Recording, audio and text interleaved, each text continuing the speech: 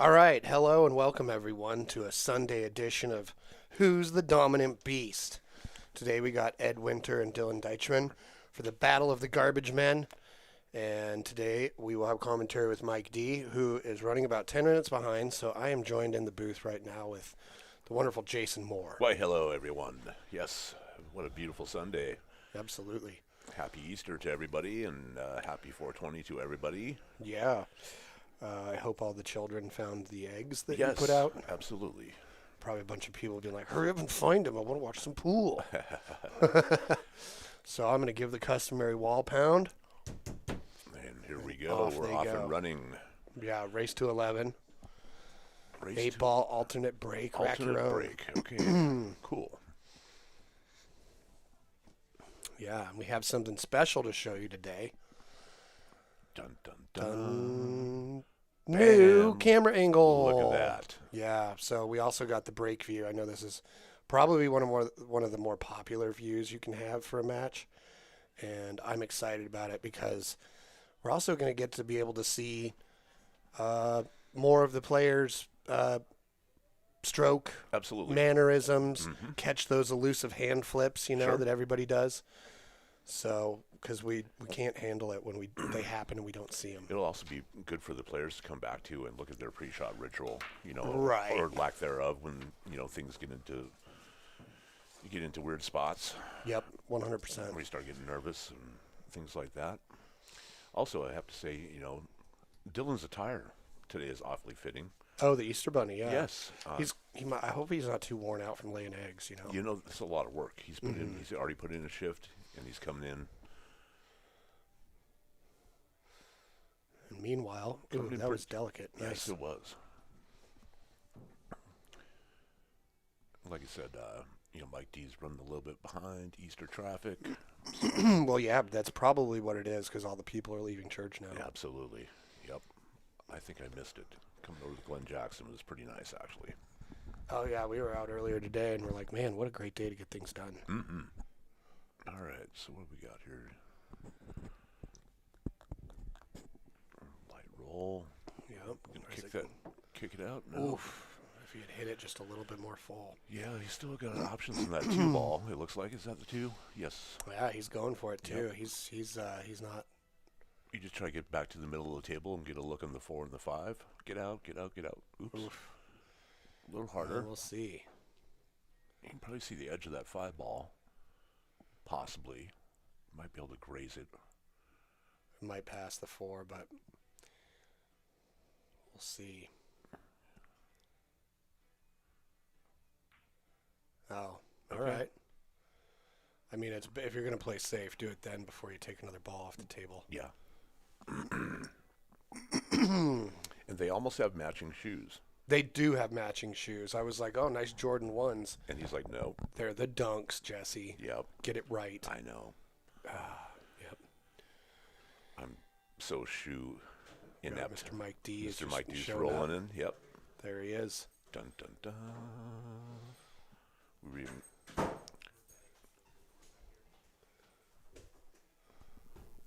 Why, hello. Greetings, Mr. Mike D. Not a mucho, man. We're still in the middle of the first game. Yep. Ed made some balls, played a safe. What he did was tie up the 5 against the 15 for Dylan. So although Dylan does have a pretty good shot on the 10, followed by the 9 perhaps, he's got to worry about that 15 and what Ed did to him there.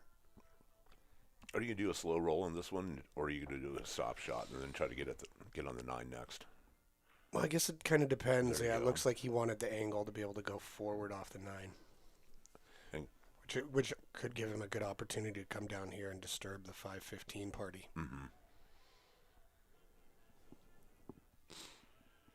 yeah, But 515 is kind of weird right now. He might be kind of straight in. Yeah, he would have liked to have rolled a little bit further. But he can leave himself for the 11. Especially if he comes off the rail enough, he can then There you go. draw into the 8-14 situation. And possibly kick that 14 up towards the Yeah. top right corner. Yeah, definitely some interesting things could happen here that could go in his favor. His 8-ball's going to probably get into that 5-15 Yeah. as well. What if it even makes the 15? It could. Oh, nice. Kick. All right, this isn't too bad because his 15 and that 8, he's kind of in control of the table now. Mm-hmm. So I would think that here he's going to play a shot where he just does his best to maybe bring the 14 somewhere more beneficial to help him make something happen in the future. But what he doesn't want to do here is leave Ed a shot. No. But, however, Ed is going to have plenty of opportunities to make it tough for Dylan because Dylan only has 2 balls on the table to his 3. Mm-hmm. He's going to go for that bottom left-hand corner. Oh, nice shot. That was a nice shot. And yes, Travis Hernandez in the chat says, new camera added? Yes. Yes, Travis. Bam. The break end view is brand new. Is he going to come once back? Can you see enough of that to come once back, or is he going to play it safe on this one? He could do a slight double kiss safe and still leave Ed with a similar layout. Mm-hmm. Or he could just roll up real soft. Continue. Yeah, there we go. That works. Yeah, this new camera is really doing a good job of showcasing Dylan's wonderful Easter getup. Mm-hmm. Accentuating. Yes. Mm-hmm. Yep. It is. So you trying that 5-ball up in the corner? You know, I think I would. Or is it going to the side? I don't know if it's a good idea to go offense here, to be honest. When you could just Make Dylan break that out. Mm-hmm. Yeah, I'm going to send my cue ball up the table. Yeah, he did the right thing Yep. there. But what I Is that think frozen? could have been better is if he put the cue ball up at the top short rail, Mm-hmm. because Dylan would have to put more speed on it and have a much tougher angle to do something similar to what he just did, which is something real delicate and soft. Now Ed is in worse position Yep. because he's got to make contact with one of his balls, Yep. and Dylan is slowly working those open enough that he might have an offensive opportunity somewhat soon. He's going off 2.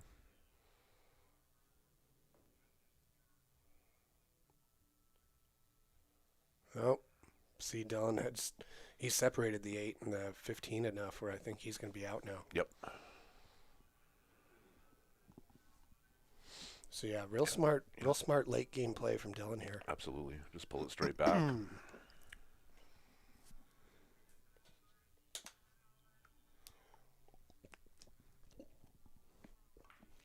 There you go. Very nice. Appears to be Dylan getting on the board in this race to 11. Nice. And Good now shooting, Dylan. I'm going to hand the reins over to Mr. Mike D. I hope everybody has a fantastic Sunday. And I will be back on Tuesday to do a commentary match on the 22nd. Yes, between Cameron Lemon and Cam Hahn. Yeah. Should be a good one. So tune in then for 7 to hear more of the wonderful Jason Moore. All right, you guys. Thank you very much.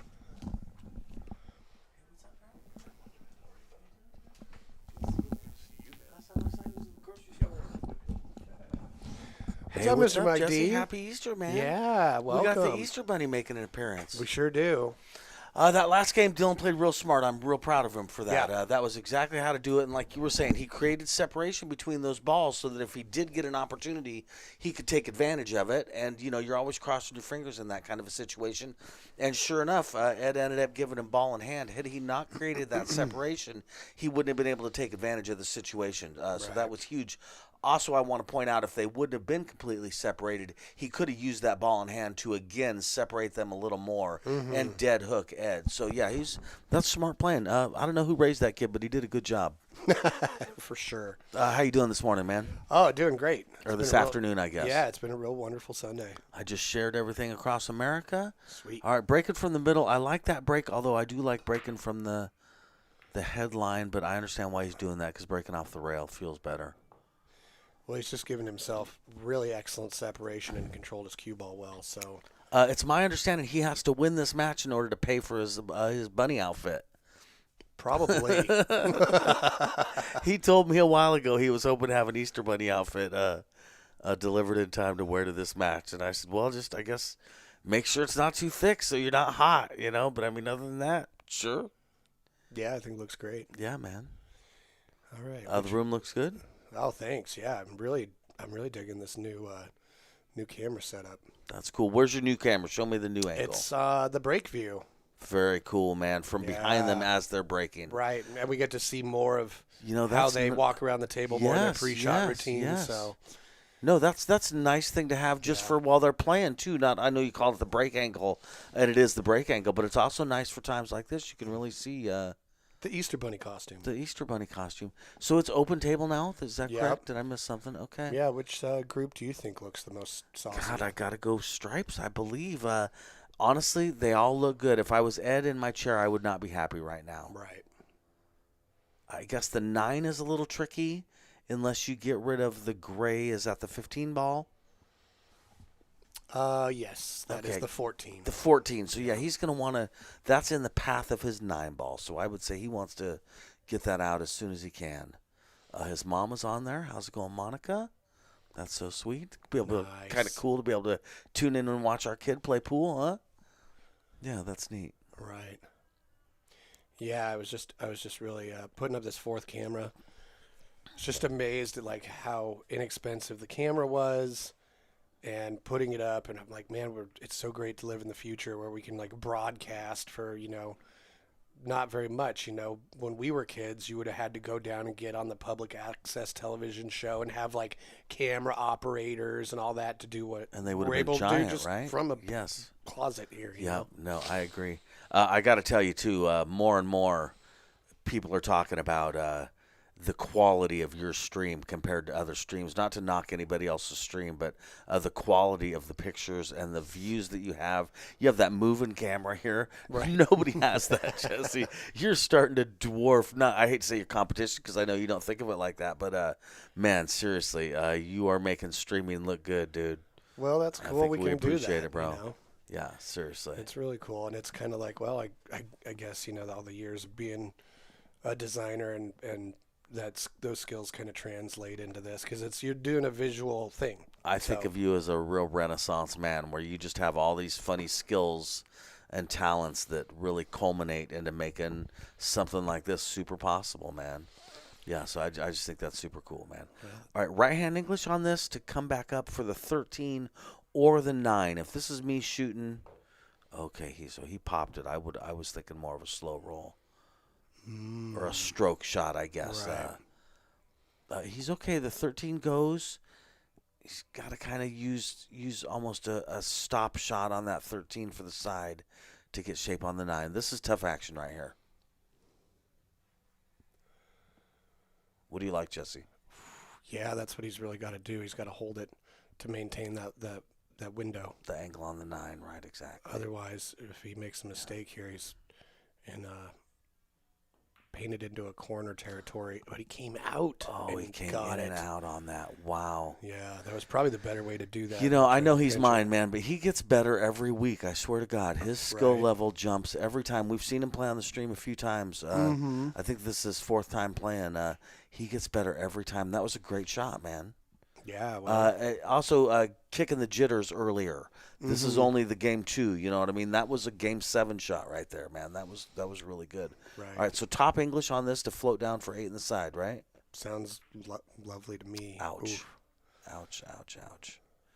All right. Hey, Ed's got an opportunity here. Unfortunately, he's treetop by the 9 ball. Yeah. Well, we saw him. He's definitely safety-minded, so a safety is going to cross his mind Great here. point. That 5 ball's huge when it comes to that, right? Right. The 5 and the 8 really, he can go off of that 4 ball and get some nice safety play.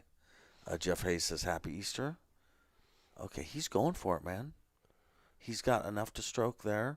Well, he's feeling pretty Boy, comfortable. that was froggy right there, man, because seriously, had he missed that, he left him a shot on the 9. That was a confident shot from Ed. Ed's a great player. He runs a tournament at Silver Star on Saturday nights. Saturdays, yep. Does a great job, and he's a hell of a nice guy. Yeah, we were talking about it. There's definitely a pattern that's emerged here with players that maybe get stuck in traffic, don't anticipate it, don't show up with enough time to get warmed up or rush their warm-up period. And, the pattern is they don't shoot their best. So I'm going to try and get better at encouraging people to show up with enough time to get. Tell me how the arrival of these guys was. Great. They both got here Yeah, in they time to both- practice yeah. some? Okay. They sure I did. was surprised by traffic getting here. I really counted on Saturday traffic being fine or Sunday traffic being fine, and it was not. Oh, yeah, other people got out of church. I didn't even think of that. And Yeah. as I'm sitting in it, I thought, I guess it's Easter, man. So, all right. So he's trying to figure out, pull out the jump cue, slight masse. I would hope jump cue, because jump cue, he's got a new jump cue. He's got the Predator. Is it called the Rush, the Air? I don't even know what the Predator jump cue is. It's the long Predator, the newest version of it, as you see. He's got the sport grip on it. Anyway, I would encourage that, because then you can just hit it straight in. You don't, with masse, you never know what's going to happen. Right. So I like his odds of making this. But he definitely has to go for it. There's no safety play here. Oh. Ouch. Yep. Ouch. It jumped a little bit too well on It him did. there. It jumped a little too well. I think he needed less elevation on the butt of his cue. All right, Ed's looking good for getting this out.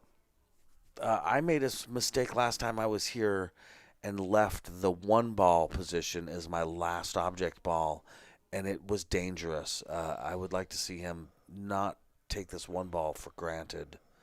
It's hard to get shape off of a ball that's in the jaws sometimes. You know what I mean, Jesse? Oh, I agree. Unless you practice it. Yeah. If you practice it, that's one thing. But it's easily overlooked because everybody is like, oh, it's a gimme. Ooh. Oh, dude. Yeah. There was an unexpected miss from Ed. All right, I believe now this is not easy, but I think this is a pretty makeable shot. He's going to have to really. I like good pre-shot routine on a shot like this. I like to look at the gap. I like to get my head over that gap. Using your brain like a computer sometimes is important. Let your brain get all that information in a subconscious kind of a way. Really look at that gap. There you go. That's what I like to see. Feel the gap. Feel the gap, man, because Be you the can, gap. Listen, this is a shot you can talk yourself into thinking it's a different angle than it is. Oh, you know absolutely, what I mean? yeah. You can trick yourself by, sometimes you'll get down on the ball and second guess yourself and make a mistake. So You know what else I like he's to do leaving. here? Maybe he's Oh. coming to ask my advice. Dylan just left you guys. Hey, yeah, buddy. I'm kidding. Jesse, will you come super slow-mo? Yeah, I sure will. see. That was funny. Dylan did come to get my advice. It's like we're playing league. We play in a league where you can get coaching from anyone in the room if you want. And Dylan sometimes will stop in the middle of the match and be like, "Dad, what do I do?" So that was funny to me. Maybe not to everybody. I don't know. How you guys doing out there in the chat? Anybody from a state other than Oregon and Washington watching? And if you're watching, say something. What's up, Travis? Happy Easter. I saw you were wearing a bitter apparel the other day, or was that Amber, your girl? Either way, I like that. That is Andrew Vincent's line. Oh, Dylan tried for the bank. Okay. Listen, he's my son, but I got to tell you, I'm not a fan of that. I would have preferred to cut that inside, but whatever. He's his own man. What are you going to do? Jesse's watching the slow-mo, seeing if it's legal. Looked pretty legal to me. He's nodding that it was legal. Slow-mos on cameras is a big advantage to referees or anybody trying to call a shot. On the Wire Creative Media, what's up, Ra? What's up? You are from another state. Ra, I think that's cool you're watching. This is a good setup, isn't it, Ra? You are a Oh, Ra. professional. I'm sure Ra agrees that you're... Oh, dude, he missed the shot as I'm talking to Ra. That was Oh, wow. That was two big misses from Ed. It Ed's going was. to need to work on his pre-shot routine or something. That was big. Ra, thanks for tuning in. Hey, it's Mike D and Jesse Johnson. Very cool. Yeah. I like it. Going on here. Look at Jesse's doing the tech stuff. I'm just talking. Guess which one's the smart guy? Oh, it's not me. All right, so alternate break must be Ed's racking. Race to 11, 2-0, Dylan's ahead. What's in the middle here? $100 a man? That's a good question. Hold on, let me pull up the flyer. You'd think we'd know, but listen. Right. Well, sometimes. I mean, I guess we've been doing so many of these that it's easy for. That's right. Monica, his mom's watching from Alaska. Very cool. Yeah, $100 a man. $100 a man. Darian says hello. I like $100 a man. You know, I know people are big on big bets these days, and that's cool. Take it from I feel like I'm one of the higher rated players around. You don't have to bet big, you guys. Betting $100 a man is plenty. You don't have to, if it's the amount of your electric bill or your rent payment or your mortgage payment, in my opinion, you're doing it wrong. Unless you're rolling like that. If you're rolling like that, that's cool. But seriously, for us regular folks, a $100 bet is just fine. Don't make your wife mad. Don't make your husband mad. Don't be sweating it like that. It's not necessary. $100 is plenty. Yeah, I agree with you. Right? Seriously. Yeah. Unless, the act of gambling and challenging yourself with the amount and everything is part of your art, then yeah, go for it. But yeah, if you're just trying to give yourself some heat, yeah, $100 a man is great. Dude, cheese is expensive these days, for God's sakes. Bread's expensive. Just seriously. $100 is take good. that $100 to Costco and Bro, just get a seriously, shopping man. cart of cheese. Dude, seriously, man. You need some Tillamook cheese in your life. Yeah. Anyway, that's my opinion. All right. Oh, Rashawn, Dylan Threepeat, so we'll have to make an attempt to dethrone the beast. Yeah, we're actually trying to come up with how to put a bounty on the people that have multiple pictures on the beast that's wall. a cool idea, man. Yeah. You got any ideas? Give us to them in the chat. A bounty. I like it. Some sort of bounty, if we can get like a sponsor or something to Yeah. want to. I know that you're so artistic and skilled. Could you make a beast killer trophy that didn't take 4 days to make and cost you $1 million? Is there of something, course. I or could a always make plaque or something. something? You know what I mean? You got your beast killer plaque, or I don't know. Or maybe it's a helmet they put on. Dude, for the picture, right? That would be cool, right? Because it doesn't have to be monetary, right? Right, I like that exactly. idea. A helmet that says Beast Killer on it. I like it. You hold the trophy in your helmet. Dude, Jesse, ouch. I like that idea. Okay, brutal. Okay, so Dylan is stripes, ball in hand. I like his odds of getting out here. I feel like he's got to start with the... What ball is that, Jesse? Is that The the red 12 3. ball? Oh, the No, 12. he's If he's stripes. No, that's the 14. I Okay. believe. No. The 14's on the The right 14 is gray and is also kind of tricky. Man, I got to tell you guys, I'm not sure what he may need to start with the 14 ball. This is tough. This is some tough decision making here. I don't think he can get from the 12 to the 13 because of how the 5 lays. Yeah, this is tough action. There it is, isn't it?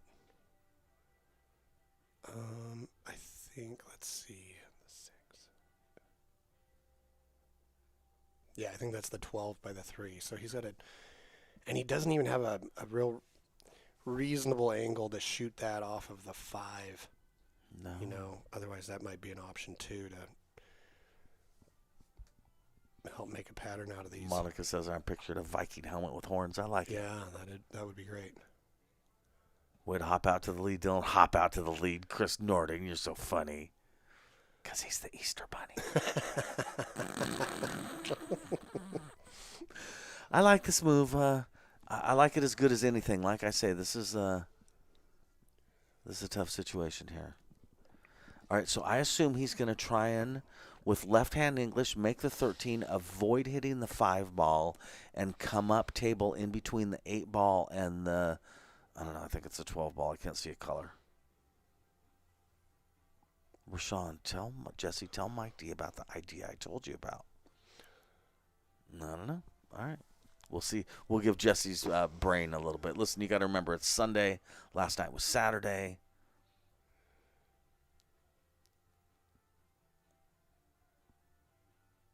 Important not to hit the 5 ball as he comes up. Okay. You know what? That's going to work because he's going to go a little off the 2. I think he has shape. If he's not, it was a good idea. Oh, Christ. I didn't see the 9 ball. Excuse me. Heck. Yeah, I didn't see that 9 ball sitting over there. It just kind of slipped my... So he's got shape on the 9 on the Attention side, also. which leads to the 12 ball. Listen, that kind of worked, man. I wonder if he was going, trying to get shape on either ball, depending on how it worked, and that's why he popped it like that and got it up table. If he was for the right angle for the 12, I think that is. Whatever ball's under the 3 ball, you guys. I can't see the color. I know, it's just, it happens to be turned It just happens perfectly. to be turning perfectly. You guys know what ball I'm talking about, though. Yeah, it's the 12. 12 ball. Yeah. The Just purple change ball. the camera. I like it. Listen, that's one way to do it. All right, I like his odds here. Now, I will say after he makes the 12, he's not going to have great shape for the 8. Went off the 4. I like it. Oh, that way he could hit it a little thinner and come off that rail better without traveling too far to the That left. was smart. Yeah, I like All it. right, this is a hard bar, not hard. This is a hard ball, not to rattle. He's got to pocket this. Don't rattle. Tough action.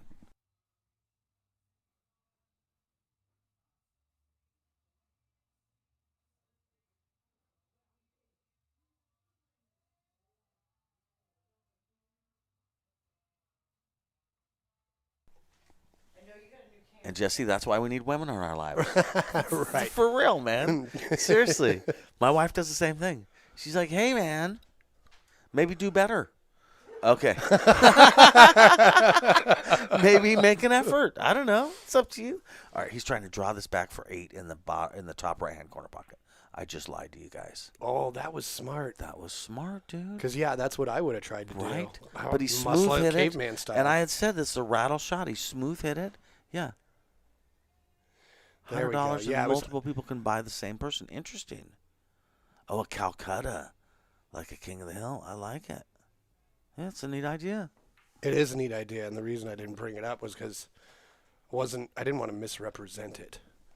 Great shot, we talked Dylan. about That it. was a great 8-ball, Dylan. That was difficult. It really was. Okay. Is it 3-0. There we go. Scoreboard's working again. All right. Ed Winter's got to shake it off. He's still totally in this. Come on, Ed. What's that deer up to? Oh, my God. Kind of got it dressed up a little bit like a winter Dude, garbage man. I like it. Oh, you got the garbage man. I like it, dude. I like it.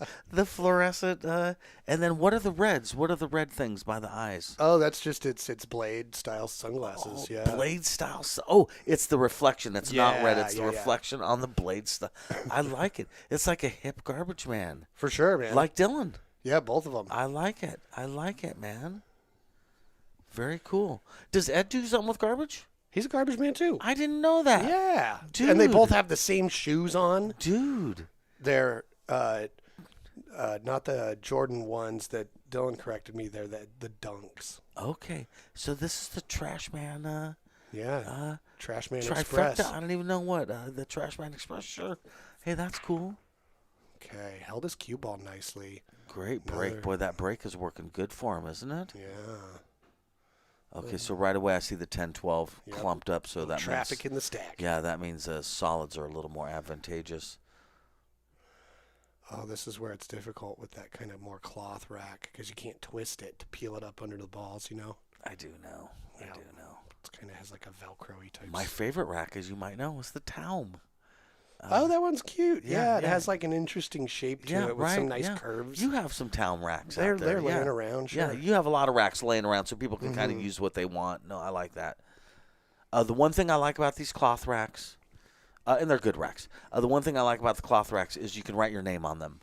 I truly believe that at league or in a tournament, we're all such a community around here that if you write your name on it and forget it, lose it, then somebody's going to give it back to you.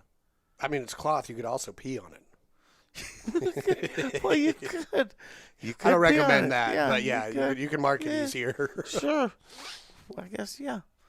Okay. Interesting. Choosing stripes. He must have a plan for the clump of stripes. Maybe right now he's planning on a breakout? With the 15, Yeah. that's an option. I mean, I would do it now rather than later. Yeah. I mean, he's yeah. also got to break out with the 9. God, I guess technically the 12 goes, doesn't it? Maybe he was planning on getting better straight shape on that, the blue ball? Just That's the 15. on the 15. Okay. So maybe he was planning on getting more perfect shape straight in on the 15, which would lead him to the 12. Leave him to the 12. Murder Queen high.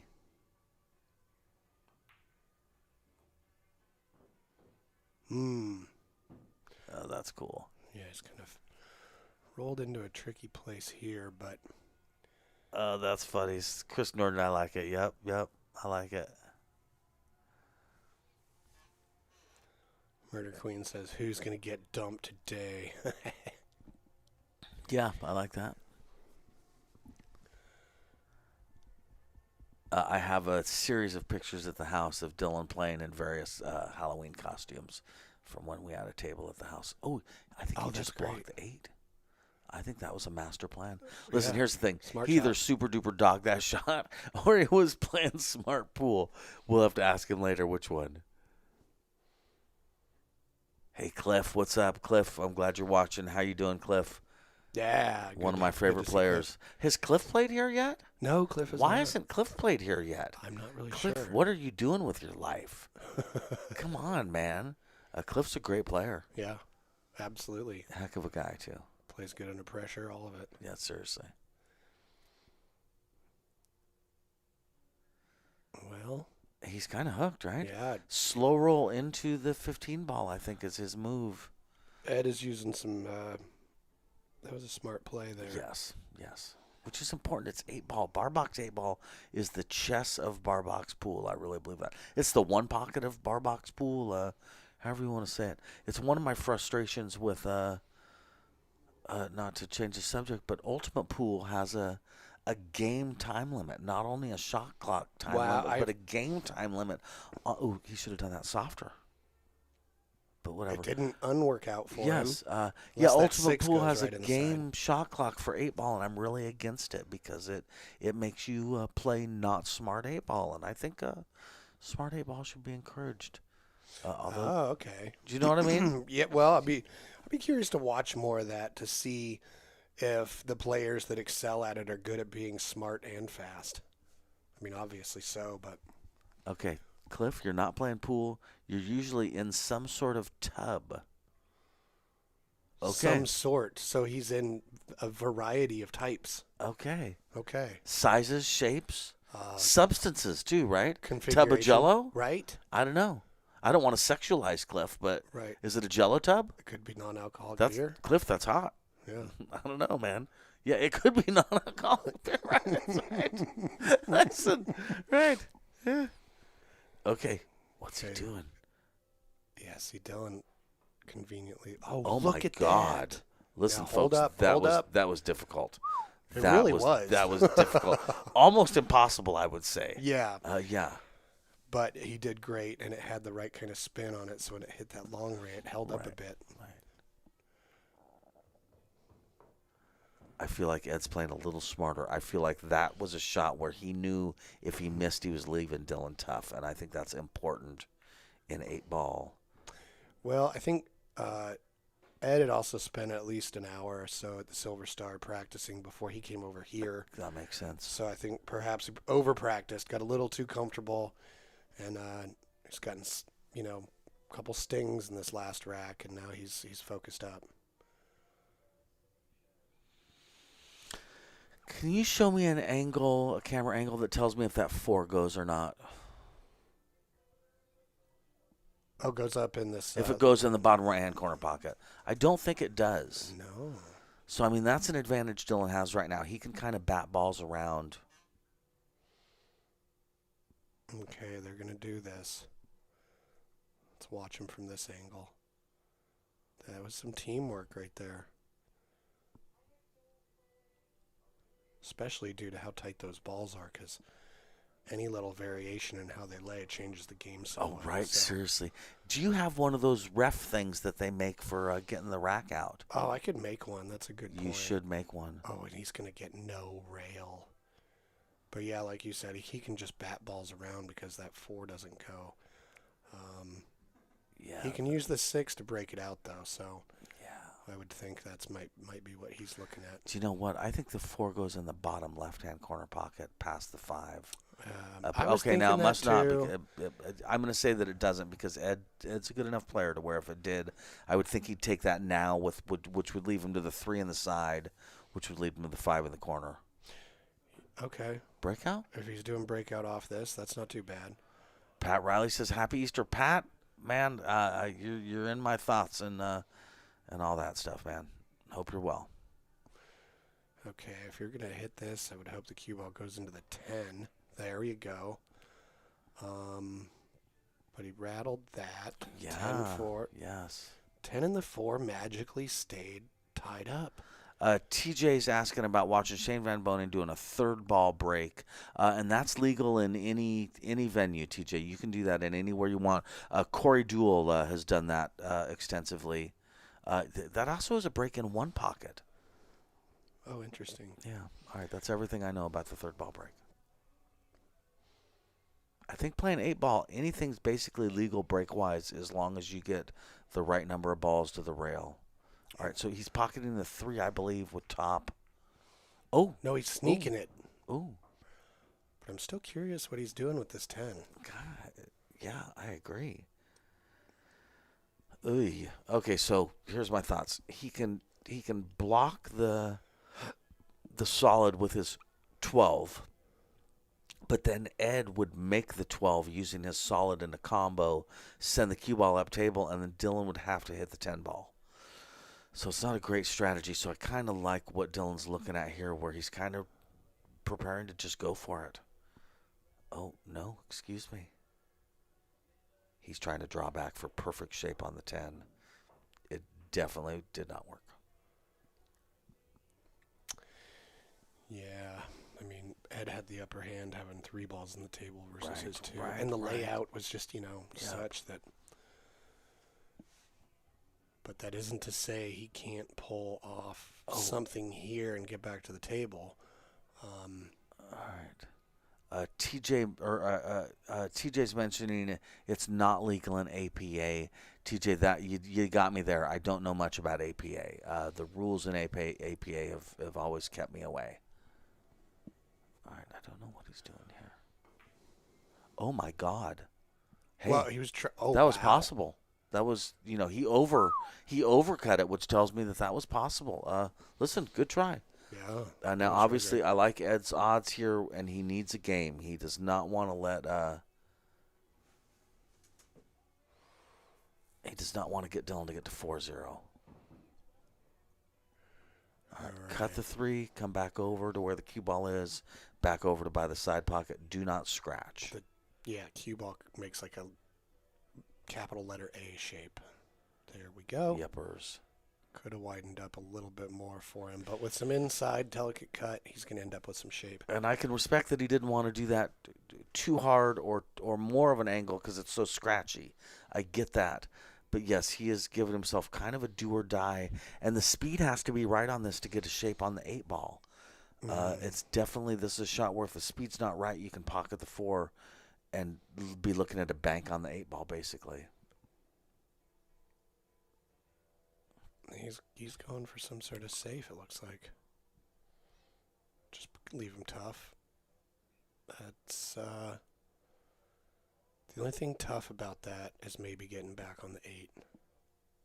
It's one of those shots, a bottom outside draw shot. Yeah. Yeah, I got to put a stroke on it because it's got to hit this bottom long rail, then go to the upper part of the. With some right-hand English, I guess, on it too, so it comes around the table. Well, that's a way to do it too. Yeah. Go with three rails inside. Yeah, I guess I would think of making the 10 on the top left-hand corner pocket and hitting it kind of a little fat as possible with right-hand English to make it hit the bottom long rail and come around 3 rails to the 8. But Jesse's saying too, he's right. He could cut it with almost no English and hit the short rail on the left-hand side first and then just float that cue ball up, or maybe get short side of the 8-ball. I was thinking bottom outside, but you really got to stroke it, and it kind of comes down, hits the bottom long rail, then the top long rail, and then bounces down for the 8. But yeah, like I said, you got to stroke it well. It's kind of in between those 2 shots. It is. No, this is, I don't particularly like this shot. I mean, for having it, if it's me shooting it. Mm-hmm. Okay, I can respect that. I can respect that. He's like, now you try it. He's except like, from closer to the rail. You know what? You go ahead, Ed. Now, he definitely, he wanted the 10 closer to the pocket, but God forbid he made it too. So I can respect that he was careful about not making it. Well, that was just a real classic example of saying, what are my odds on making this and getting shape versus what are my odds on playing the layup safe. I can play the layup safe probably 90% of the time. Yep. Players out there, if you're the opponent, this is the time it's okay to go see if that 8-ball is wired to the rail. And I assume Dylan can tell from where he's sitting that it's not wired to the rail, but it comes up. This All right. is 8-ball, kinda- bottom left-hand corner pocket. I don't know about this shot. well, if he makes it, yeah, it's great. Nice shot. And even if he didn't, the cue ball stayed low. He did Right. that at the right speed. Good did. job, Ed. Didn't sell Well out if he done, missed man. it. Well done. Way to get on the board, buddy. Yep, 1-3. Ed Winter on the board. And seriously, it's worth keeping in mind. Dylan won 3 in a row. Ed could win 3 in a row too. It's not that giant of an accomplishment. It's not seriously. supernatural. No, seriously. Ed could even these up in the next 2 games, and it's 3-3. Ed is super in this match. Yeah. Let's check out with those. If Merle shows up in the chat, I'm leaving. Terry, that is so funny. And Rashawn, if I don't know if you're still on here, but that was super duper lame, man. Yeah, and I'm sure everyone who read those posts agrees. Yeah, okay, Rashawn is still on there, so yeah. Anyway. Ooh, what are we looking at? We What were are looking at the Eagle family. The Eagle family. Jeez, they've gotten big, dude. Right? They're only 6 weeks Bro. old. They've done all their biggest growth spurts. They're almost the size of their parents. Dude. Now they're just going to build muscle and work on flapping them wings and getting coordination. You know what that really puts light on the fact, Jesse? What's that? Human beings grow so slow. My God. Right? Human babies. It means slow, we have like a man. super long, awkward stage when you're Bro. like 12 to 14. Dude. Seriously, could humans grow a little faster? How do we survive, man? We need so much help to get to fruition, dude. Horses are like that. I don't know how horses survive in the wild, dude. Long gestation, babies need a bunch of care. Horses die easy. How do they live? What about giraffes? When they're born, Bro. they fall out of their mother 6 feet, land on the ground in a soggy mess, and then 30 minutes later they're up and running around. Dude. Yeah, TJ, it wasn't. I don't want to get into it too much, but it was not. Yeah, I agree. How's Patrick Riley wants to know how Dylan's bicycle hobby's doing. Oh, he's still an avid cyclist, Pat. That's all he does, man. I asked him if he had any updates on that. He said, nope, still going at it. Yep, still listen. He's the Lance Armstrong of Molalla. Okay. 13 and the 8 are wired together. That is unfortunate for who's ever shooting, which is Ed. Yeah, I can see wanting to get that rack out of there, but man, it gets touchy sometimes. Western BCA refs had an interesting rule for themselves, which is if there were balls wired touching the rack, they did not like to mess with it. Well, it's still open table. Yeah. Oh, interesting. Okay. Yeah.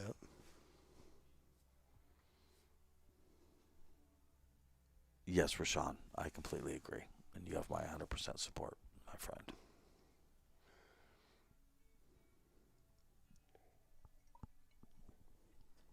Okay, Dylan's got to decide what to do.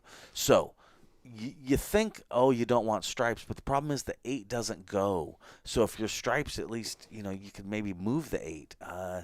You want to have a breakout on that 8 ball. That is important.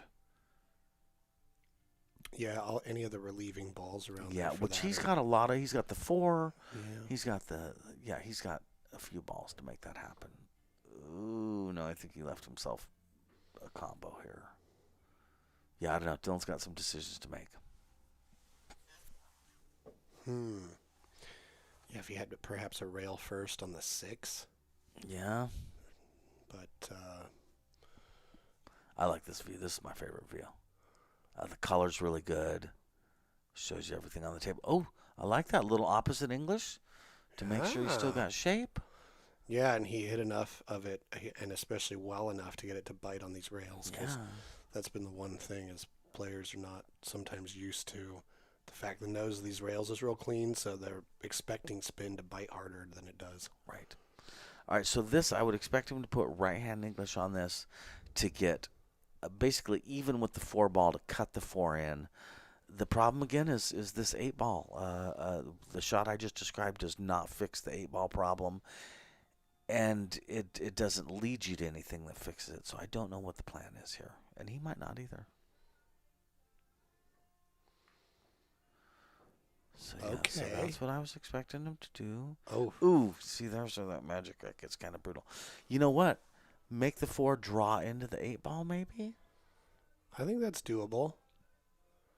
You got to play at a low speed, so the backspin bites before it slides the tangent line too much. Yeah.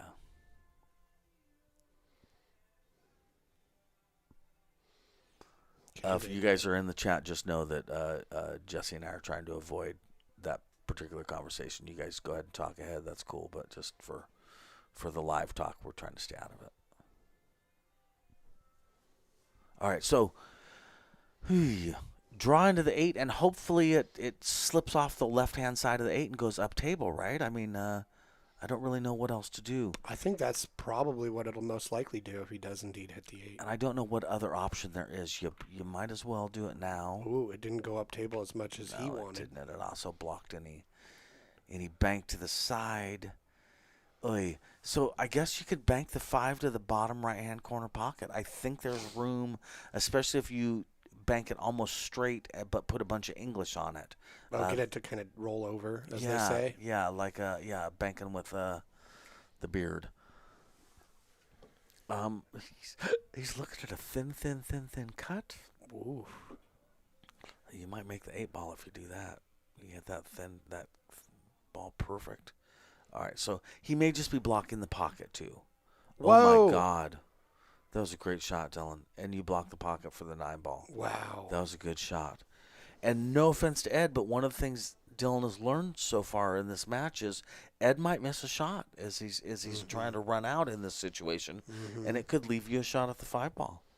Again, no offense to Ed, but you got to go with what you've seen. Yeah, Ed has got to make a priority of getting shape on this 9 ball, which would mean on the upper side of the table, so that the 9 goes in the bottom right hand corner pocket. Yeah, and so one of the things he could do is shoot the 9 into the 5 and make it and try and hide because he's got the 11 or the 13. But the problem is that 8 ball's so close to the side pocket, Dylan could kick it in.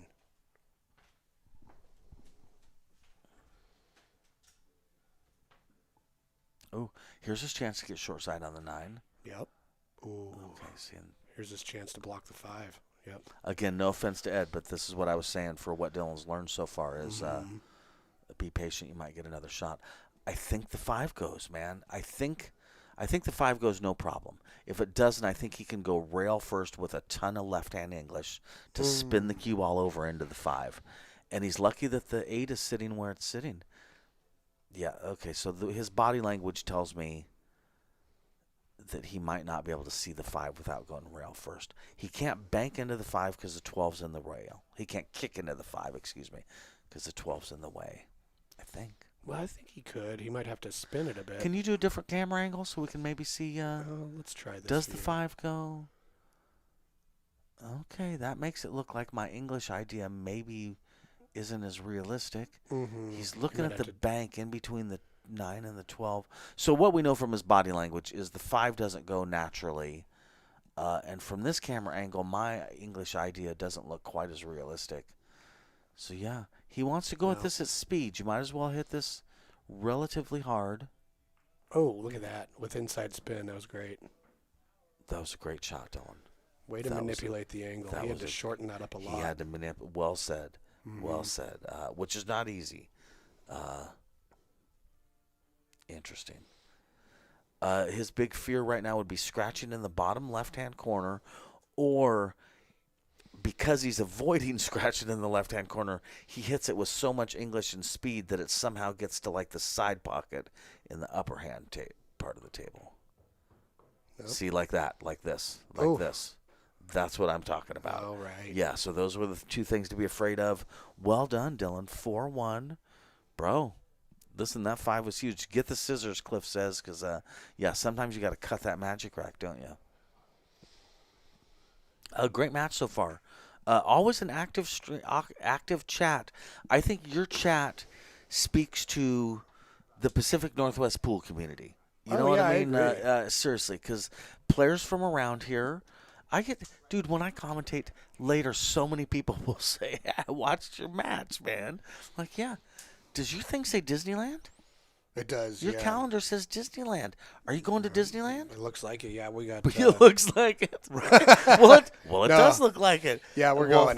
forget pool. I want to talk about Disneyland. That's my favorite place in the world. Yeah, there's man. a young child in the family who's old enough to be, remembering quite well. So Very now cool, it's time dude. to take him. Bro, that's awesome, Well, it's man. the American Mecca. Dude. And in our culture, that's Dude. when you get to be of age, you go to the I Disneyland. love Disneyland. If I Yeah. could go on vacation anywhere, it's Disneyland.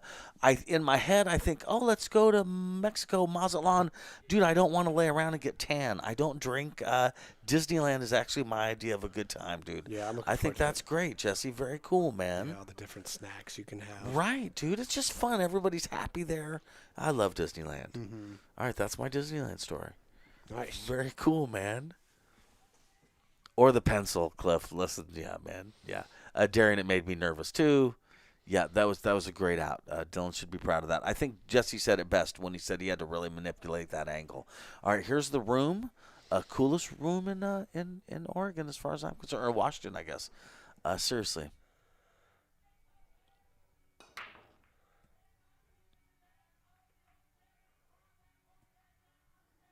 Ooh, Good break, Yeah, man. late bloomer, but it still It's works. A late bloomer. I like it. I do. Paul quoted me, I think last time, saying that I often say that the last ball moving is often the ball that gets pocketed. And this was a case of that, where that was the last ball rolling and went in the pocket. I'm a real noticer, Jesse. I'm not. Yeah, anyway.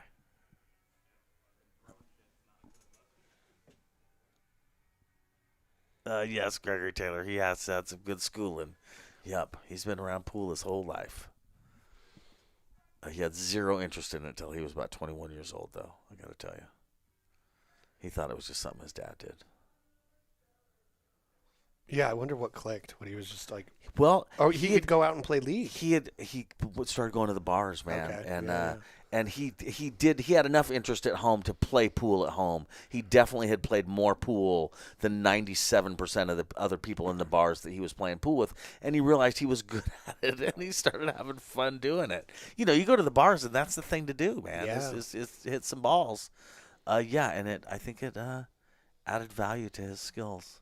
Well, also you go out and you play in the bars, and at that age, and if you do it well, you get lots of praise. You do, dude. And it feels good, so you do it more. Exactly, Dude, right. And then, yes, he joined league with me about 10 years ago, right after he turned 21. And I think instantly started really enjoying it. We did it with my dad, his grandpa, and we played every single season. And Dylan and I play still every single season after my dad passed. It's a great way to see my kid every week, no matter what. Oh, that's great. I Yeah, love it. yeah. It's it's hard to get together as a family once a week consistently. League makes that happen. Oof, just Okay. a little bit too wide. This is a rack where I can kind of see the advantage of letting your opponent figure it out. The balls are a little funny. Maybe let your opponent make 4 or 5 balls before you go up and try to get out. In other words, it's one of those racks where you can let him paint himself into a corner. Yeah, man.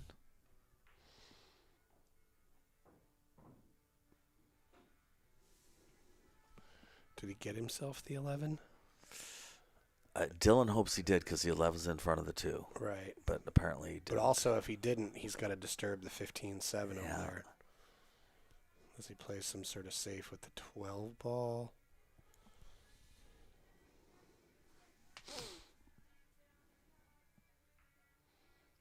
Yep, some sort of safe with the 12 ball.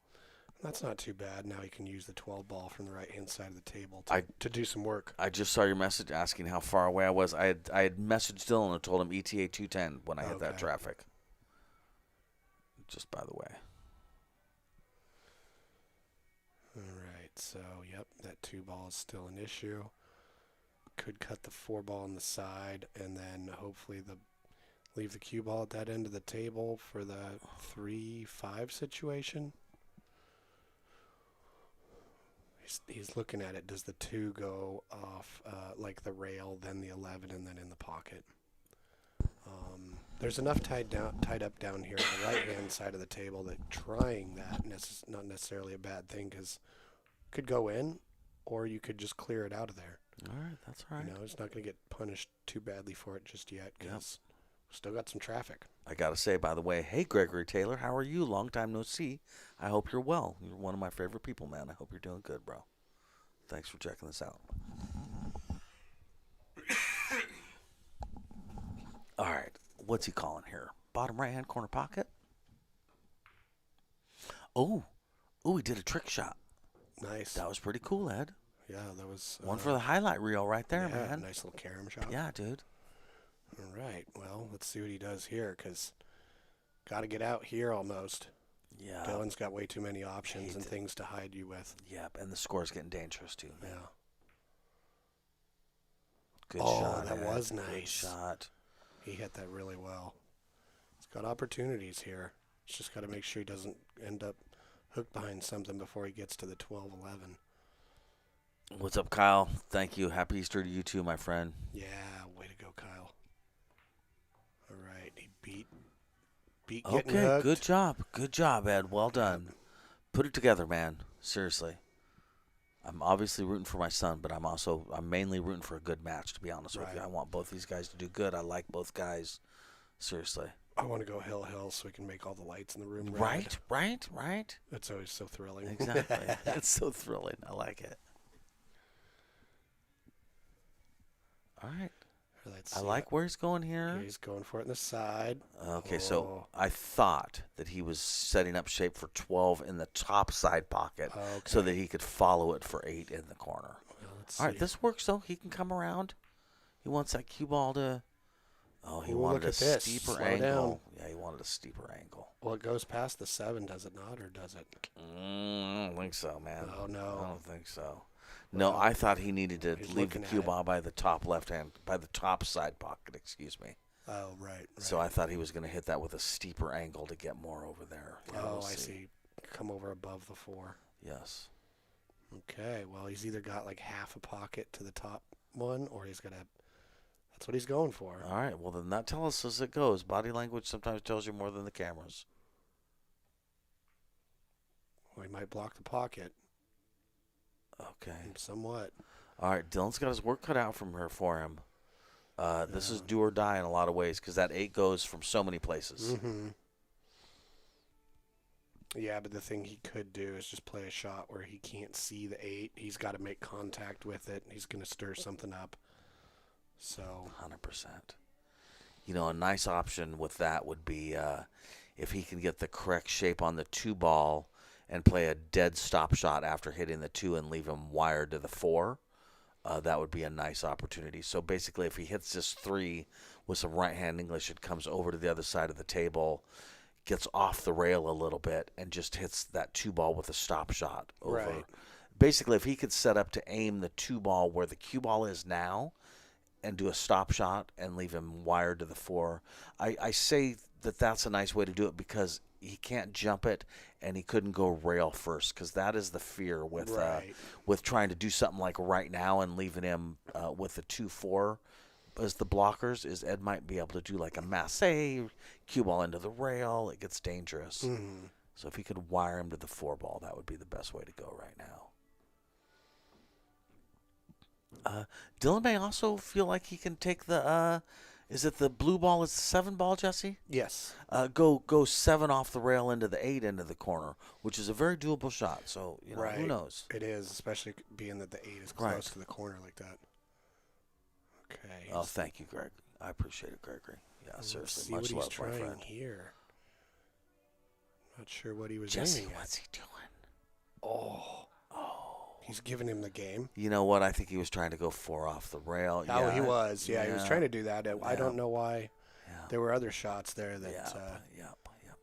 Well, he'll watch this back and look for those other shots. Right. The question I would ask him is, would you have done that shot if the score was 4-4? Or did you feel like kind of going for it because you're ahead in the score? And if the answer is you kind of went for that because you're ahead, then that was the wrong shot. Do you know what I mean? Oh, yeah, You yeah, know, he felt comfortable. If you're feeling overconfident because of the score, don't, dude. Because seriously, now it's 2-4. Ed wins this next game. You know what the score is then? It's 3-4. Yep. Ed wins the next game, it's 4-4. And Yeah, you've when lost it, your when it could have lead been and 5-1. Right, seriously. Versus it could have been 5-1 if you had made a different, more Right. patient shot. And listen, in his defense, he thought that shot went, but in the defensive reality, it didn't, which makes it the wrong shot. Yeah. You know what I mean? Yeah, you couldn't have been 100% sure it was going to go because it didn't go.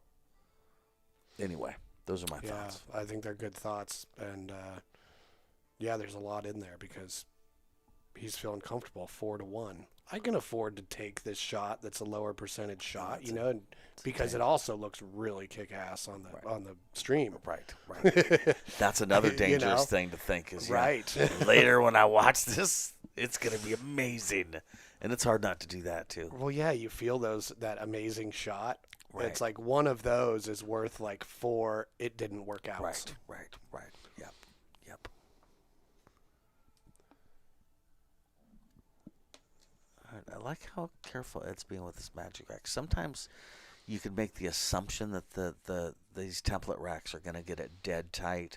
And if you look at it later, it kind of doesn't always. Well, they all also have their quirkiness. Like there's a couple of them, like this one and the These turtle you got rack. to push forward, Push right? forward just a little Yes. bit because otherwise you get a little bit of a gap in the back that's hard to see. You know what? From what happened in the center of that rack, I would question whether he pushed it forward or not. Well, you got to do the push. You gotta load it. I think it says loaded on there. Push forward to load, something like that. And I do like the Accurax. Yeah. I keep forgetting that Dylan is dressed as the Easter Bunny until I get a view like this where I see the flowery vest or whatever, and I'm like, that's right. My son came dressed as the Easter Bunny. All right, we got break time. Ed's using the restroom. All right. Well, if we got break time, let's do. Promo? What do you got, man? I got Paul Marquez with an upside down camera angle. Oh, dude. Well, listen. That's cool. I like Paul's Dragonfly. He is a great coach. He is. I had somebody contact me yesterday and say, "Hey, do you give lessons?" And I said, "Not like you're thinking. Contact Paul. Yeah. Paul Marquez, Dragonfly Bird Academy. Seriously." Well, Yeah. no, he also teaches a bunch of other things too. Oh, so dude, yes. genuine instructor knows how to exactly help you develop Yes, your yes. abilities. He understands the physicality of stuff, and seriously, yeah. I listen. My thing is, I'll gamble with you and give you tips afterwards, which is a very pool hustler thing to do with you. So you're better off with Dylan. All right. All right, For Dylan's those studying of the you- tape. Ooh, look at this. Go ahead. Yeah, for those of you that don't know, we got this is the Saturday night 9-ball tournament that Ed Winter runs. It's a good one. It is now Fargo reported. Yeah. Still no 3-foul rule. I'll stay out of that. Very cool. I'm just glad it's Fargo reported. I think that's great. Yeah. And real good tournament. And great venues. Silver Star is amazing. Silver Star might be our best Pacific Northwest venue. No offense to anybody. And not counting Oxbridge, of course. I don't mean like that. But this side of the world. Right. Yeah, Silver Star's pretty amazing. All right, did he just make a solid, Jesse? I believe so. He just made the 6. Okay, so that I think the 3 goes, but he did not get the correct shape. Yeah, he's got his work cut out for him here, man. Yeah, he sure does, doesn't he? Might have an angle on the 6. Not necessarily a terrible thing to go after it right here, but he's removing the only ball in the neighborhood that gives him a good access to the 2. Yeah. So in a way, it's almost better that he kind of hung it up there because now the 14 ball, doesn't pass the 3. Clifford wants to know, what does alternate break / loser rack mean? But I know Clifford knows, so I don't know how to answer that. Alternate break means you take turns breaking, and loser racks means you don't rack for yourself. Yeah. Hi, Cliff. It hasn't been that long since you played, has it? Oh man, maybe those tubs are getting to his brain. The Jello got in his ears, man.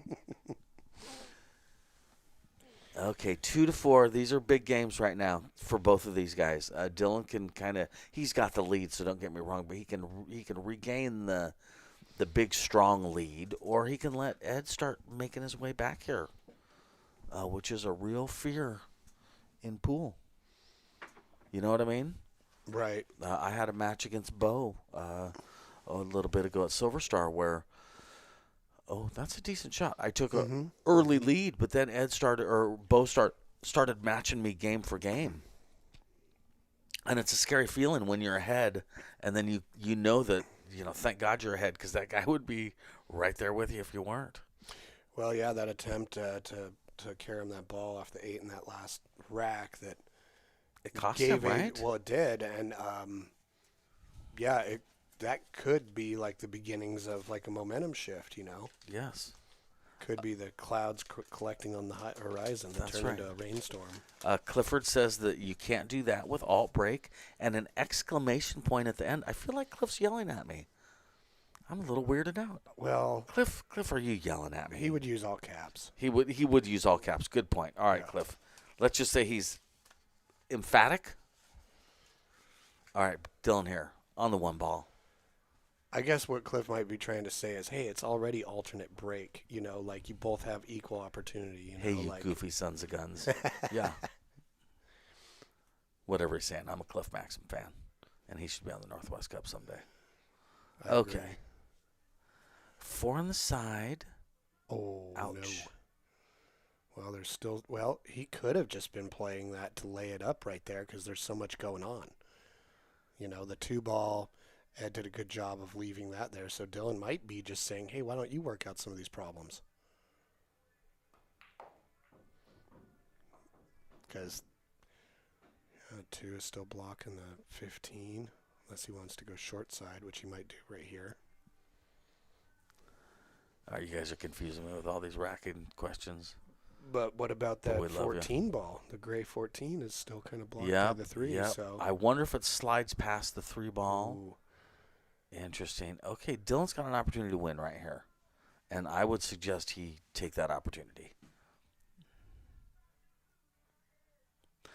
No, he. Oh, yeah, he was on the Northwest Cup. Good call, Murder Queen. Cliff was on the Northwest Cup, and he was amazing. He played so good, for reals. Yeah, hell of a guy. He should be on it again. How's that? I'm a fan.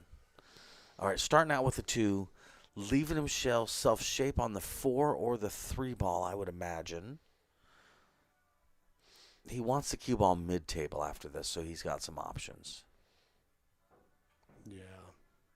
I don't like using the 3 ball as my key ball, but I definitely don't want to Take it let too it soon, linger. right? Yeah, I don't want it to linger there too long. I like using the 3 to get to the 4 ball, Right. because that way I can come in between the 15 and the rail, or the 14, the gray ball.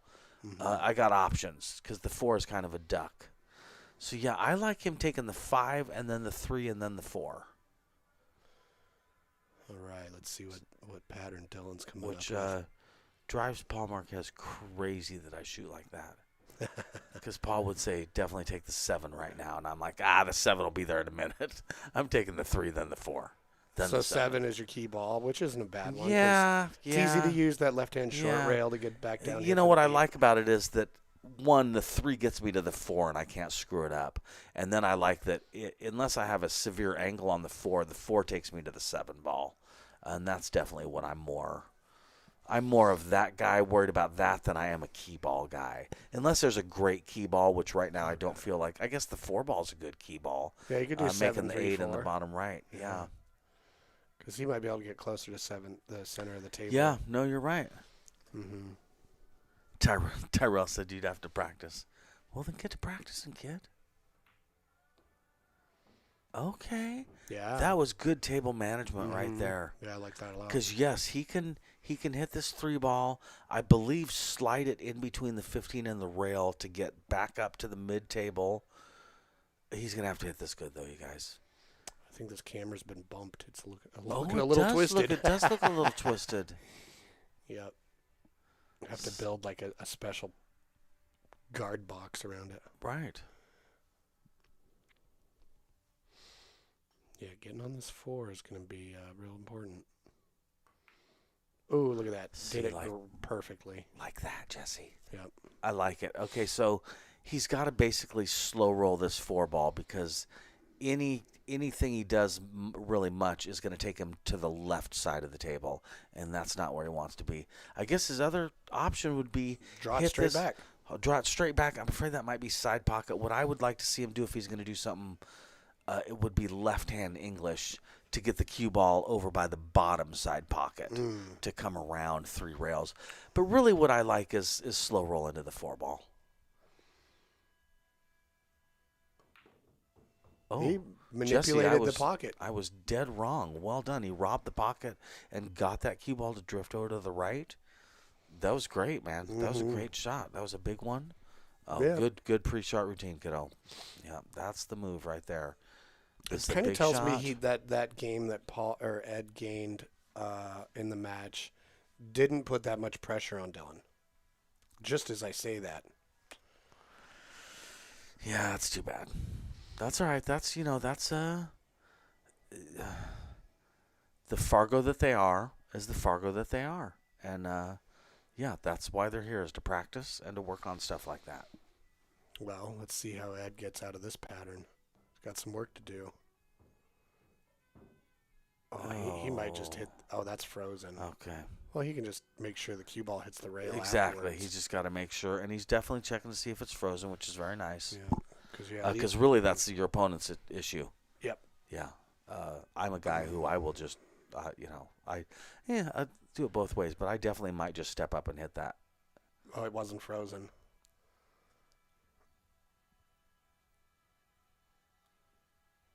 But he still could have hit it on the top side of the 11 to also add the 11 as a blocker. That's what I would have done because Yeah.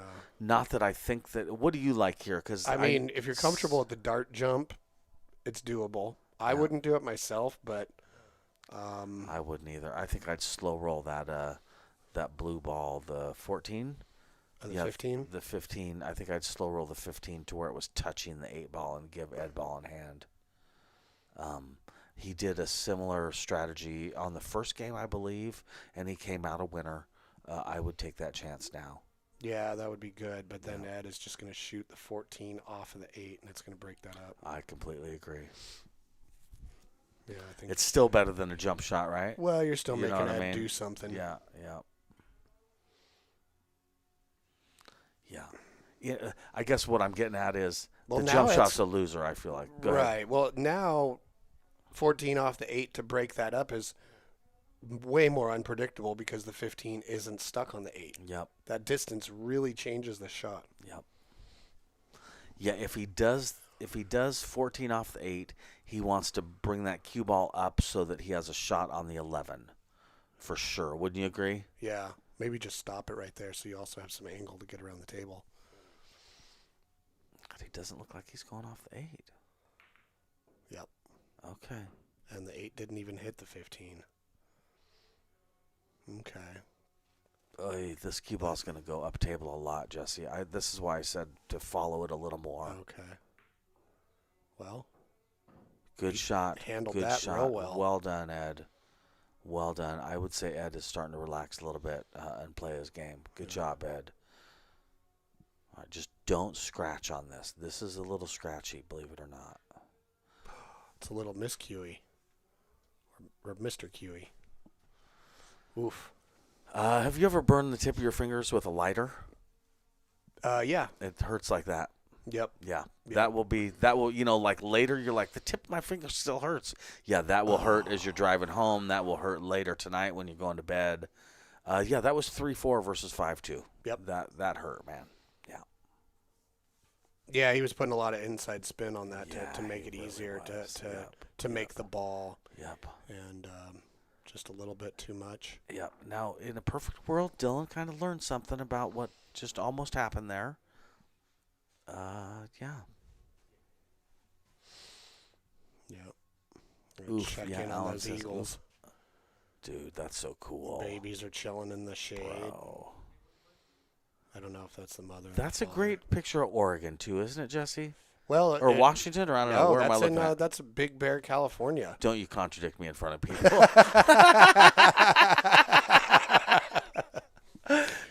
the Grand right, Prix of California. right, West Coast. Yeah, right side of the nation. That's what yeah. I meant. All right. No, I'm lying to you guys. Big fat liar. Anyway. All right, so they're talking. Again, Ed is a super duper nice guy. Right. I happen to think Dylan's pretty nice too. Yeah, just don't let that. Yeah. You can't let that miscue deflate the inertia he was starting to develop. Right, exactly. And like I say, on the other side of that would be Dylan needs to realize what almost happened because of a couple mistakes he's made so far. Mm-hmm. And he needs to really bear down and focus and make this happen. Yeah. You can go from beating somebody, badly to where it's head to head, and you're wishing you had continued doing it. Yeah, recognize the fact that Governor called at the last minute. I had a match here against Brookman where I took off in the middle of the set and started whooping him, and then faltered, and he got me at the end.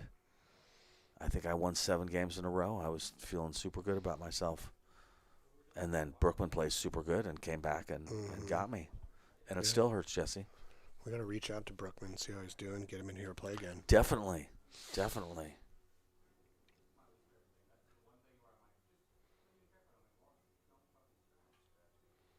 Okay, got some table to evaluate.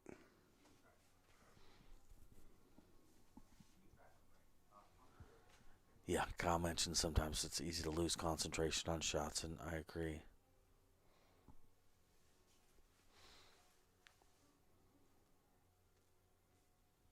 All right, so we got the 7 and the 14 are wired together, correct? It's the 7 and the 15. The 7 and the 15. I'm going to keep doing that, man. Well, that's okay. Yeah, just take that. Bro.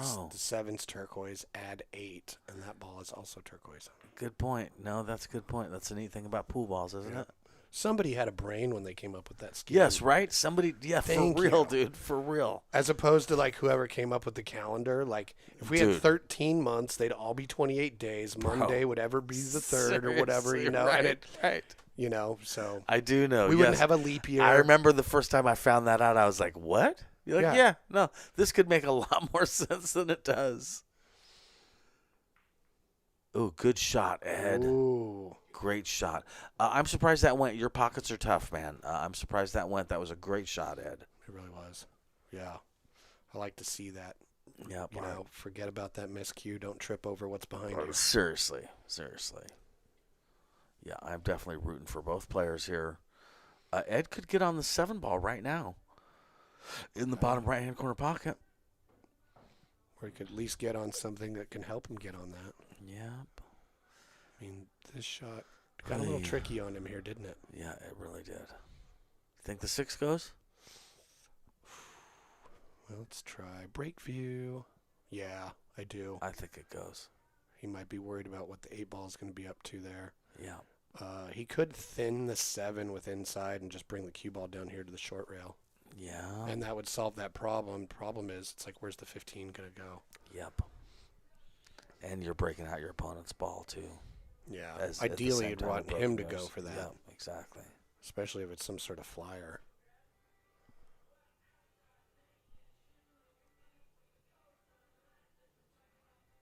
Jesse, did you do anything special for Easter today? Oh, had a wonderful day, wonderful breakfast with good people. Oh, very cool, man. Yeah, Stephanie made a killer meal of food. Oh, well, that counts. Good. Got to eat it with Jason and Very cool, man. my other buddy Danny. It was wonderful start Very, to day. very cool, man. Hung out with some squirrels and some crows and Nice, man. Nice. Watch some Eagles yep, in Oregon. yep. No, I'm just kidding. No, they're California Eagles. California. Whatever. All right, the Easter Bunny is up. The Eagles doing some Hotel California. Right, exactly. Again, I appreciate everybody in the chat. You guys are awesome. Always good support in these matches.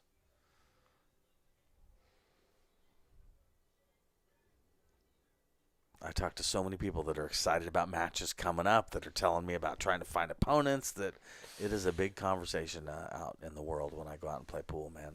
I know, and it's Comes up a lot. it's I'm fun sure to go more out. so with you, probably. I'm sure. Well, we're trying to get out in the world a little bit more. Yeah. So, like maybe we don't do matches on Fridays as much so that Right. we can go to Midway and play Right, the dude. chip tournament or Yep. go to Silver Star, Star? play Yeah. the Friday night there, or something Yep. like that. Yep. Yep. Because it's going into summer season, which means there's a little bit of a slowdown in pool, Right. and so yeah, let's go play the Friday nights, the Right, Saturday right. nights. Keep those tournaments full, because not Yep. only is it good for your game, but if the numbers start to dwindle too much, then all of a sudden maybe we don't have a reliable tournament that's also really great. You know? Right. No, I agree.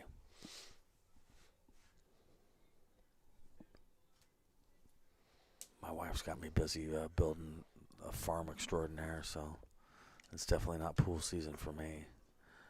Okay, played safe. I like that. I would have liked it if he had found a way to do that same shot but block the 3-ball. And I think maybe that's what he was trying to do. I'm not sure. But as long as you were going to miss on purpose blocking that 3-ball in the bottom left-hand corner pocket would have been a good strategic way to go. Mm-hmm.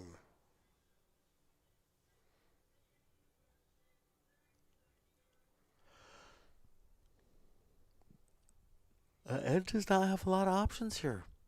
I feel like he's got to almost just slow roll into that 7-ball. Okay, he can see the 3. Yeah, I think I'd use that. I'd still try and get Dylan to break that out, as long as you don't have to do it yourself. That's not too bad. I think that 6 is blocking the 12. Yeah, it looks like maybe an edge of it. So I doubt Dylan's going to be breaking out that 15 right now, though. No.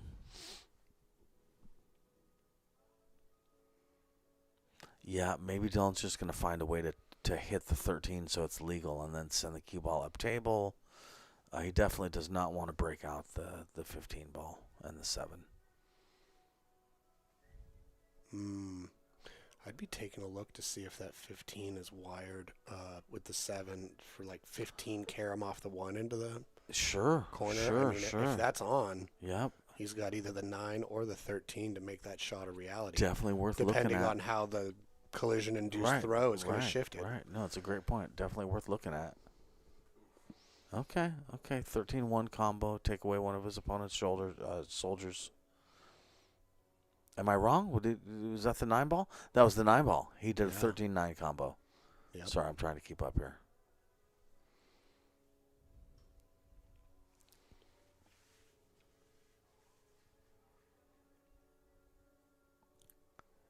Jesse, do you think the 15 goes to the bottom right-hand corner pocket?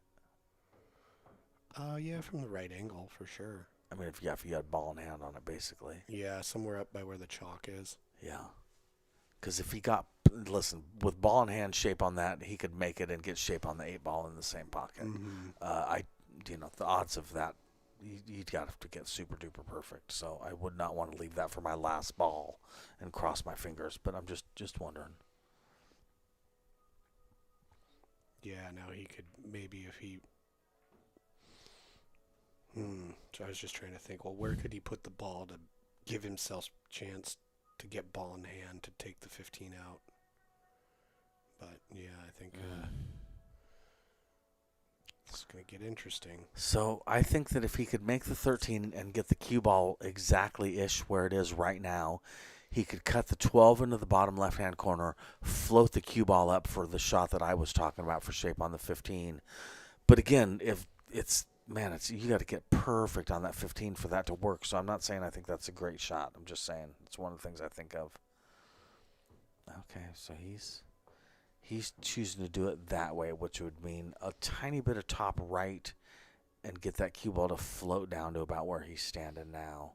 I just like using the rail better to get that way, but I understand what he's doing. Definitely, put himself in a position where he's got to get perfect shape to get out of this. Running out with 8-ball, if you're crossing your fingers on that last ball. Ooh, not a bad attempt. Just needed to go a little wider. Fortunately, he's close to his work, and he's got some options here. 15 in the side, banking it. Oh, the carry him off the 7? Yep. Yeah.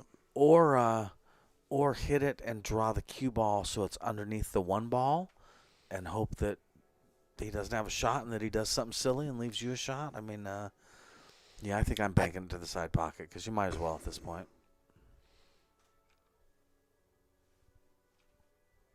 Yeah, what do you like, Jesse? Yeah, if you can draw back and nestle that cue ball up under the 1. If you pulled it off, that's a pretty good shot. Yep. You know, because you're going to leave him with things he can do, but very limited. Yep, went for the bank. All right. There were some good thoughts of that. He was hoping that he would not. He left him a shot on the 1, but he was hoping that he wouldn't. Well, I mean, the way that 7 ball dressed up at the last moment, stuck over there by the 15, Right. gives Ed some work to do, so that's good. If you're Dylan, if you're Ed, he can follow this 6 in and get. I'm not sure if he can get a look. Yeah, does he need to break this out? He's stroking like he's breaking it Yeah, out. he does, and he did. Murder Queen, we get the horse, the Wild Mustang, literally a Wild Mustang. That's my wife's crazy.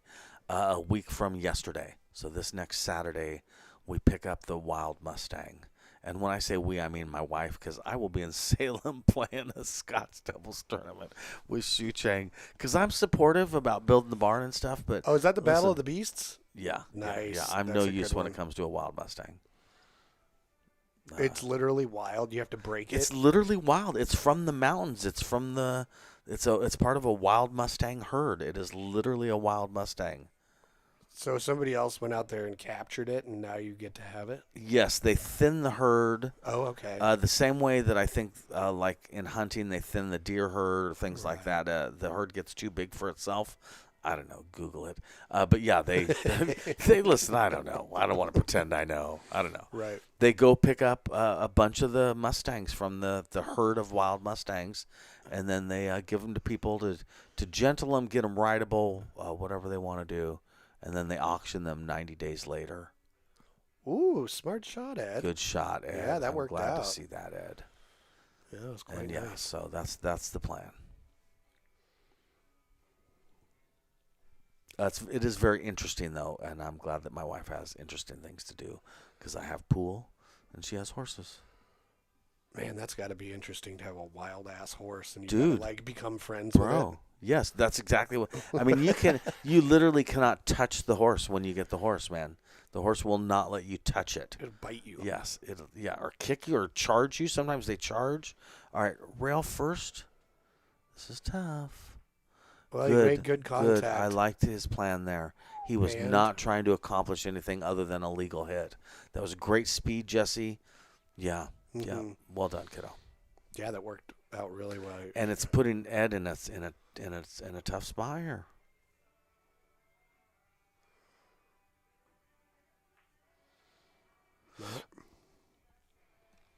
All right. Tough spot now yes, for Dylan. Yes. But easier than what Dylan was facing earlier. Right.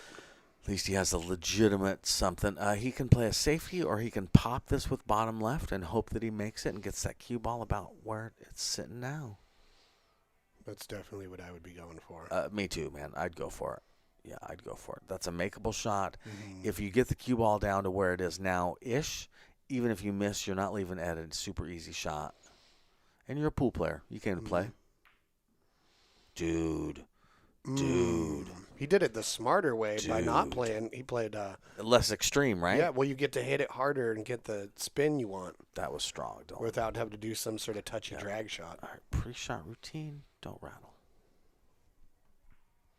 Good shooting. Wowzers. 6-2. That was a big game. That was a big shot. Good Seriously, way to, well definitely done. Good way to get out. Yep, well done. Yeah, and then while they're racking, I think I'm going to have to put more coffee in my cup. Get it, man. Would you like any? I think I would, man. I'll take a turn after you. Just make sure that I can see the sugar. Because I like my coffee to taste like Pepsi. Everybody out on the stream, on the chat, seriously, I appreciate it. Appreciate you guys checking this out. PNW pool community is strong. PNW pool thing appreciates all your support.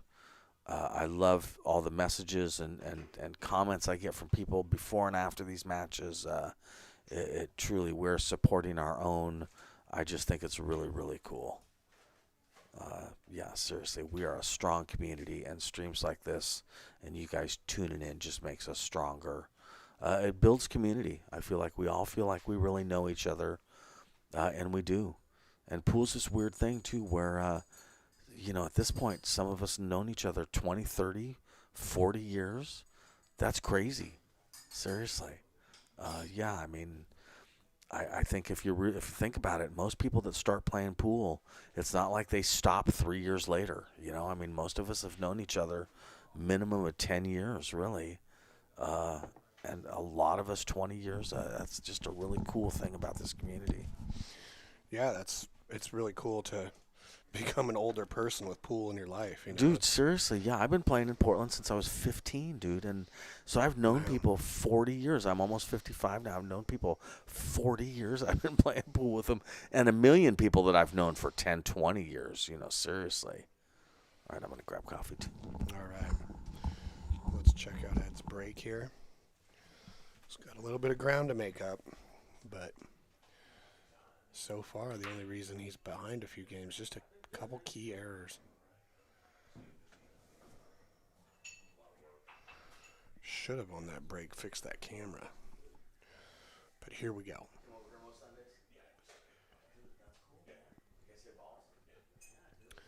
Pretty good spread going on here. The 3 has a problem with the 10. The 4 is kind of blocked in the side by the 9, so definitely kind of like stripes here. And he's got the 15, so that's the good news here. He's got to be able to kind of come down here to the bottom side to shoot the 12 or hit the 8. That's also a good option. Still got the angle. I think with some, if he wants to go to the 10 next, I think he can do it, but he might be concerned about hitting the 3, right?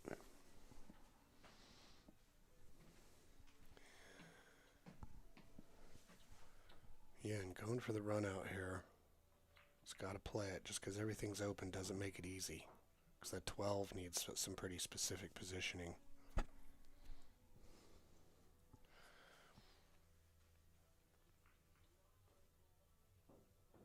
Okay, the good news is the 3 isn't in the way of the 8 with that shot. Now you get down to these last 3 balls.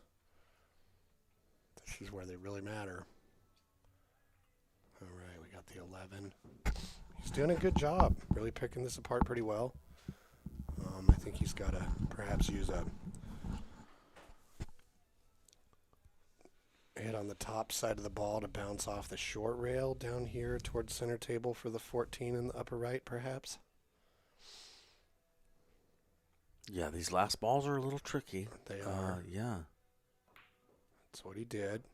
He's rolled a little far, but I think he has it in the side. I think so too, Jesse. He might have been actually playing for the side. Right. Yeah. I think worst case scenario, the 12 brushes off the 4 into the side pocket, and he's going to want to draw this cue ball back for 8 in the side, right in the corner. Don't get overexcited. Perfect. Way to go, Great Ed. out, Ed. Especially for a break and run at this stage in the match. Right. Like, he's not out of this at all. Right. 100%, dude. Yeah. Seriously. Yeah, that's the Ed we want to see right there. Excellent Well work, done, Ed. Ed. Well done. Seriously. Happy for you, man.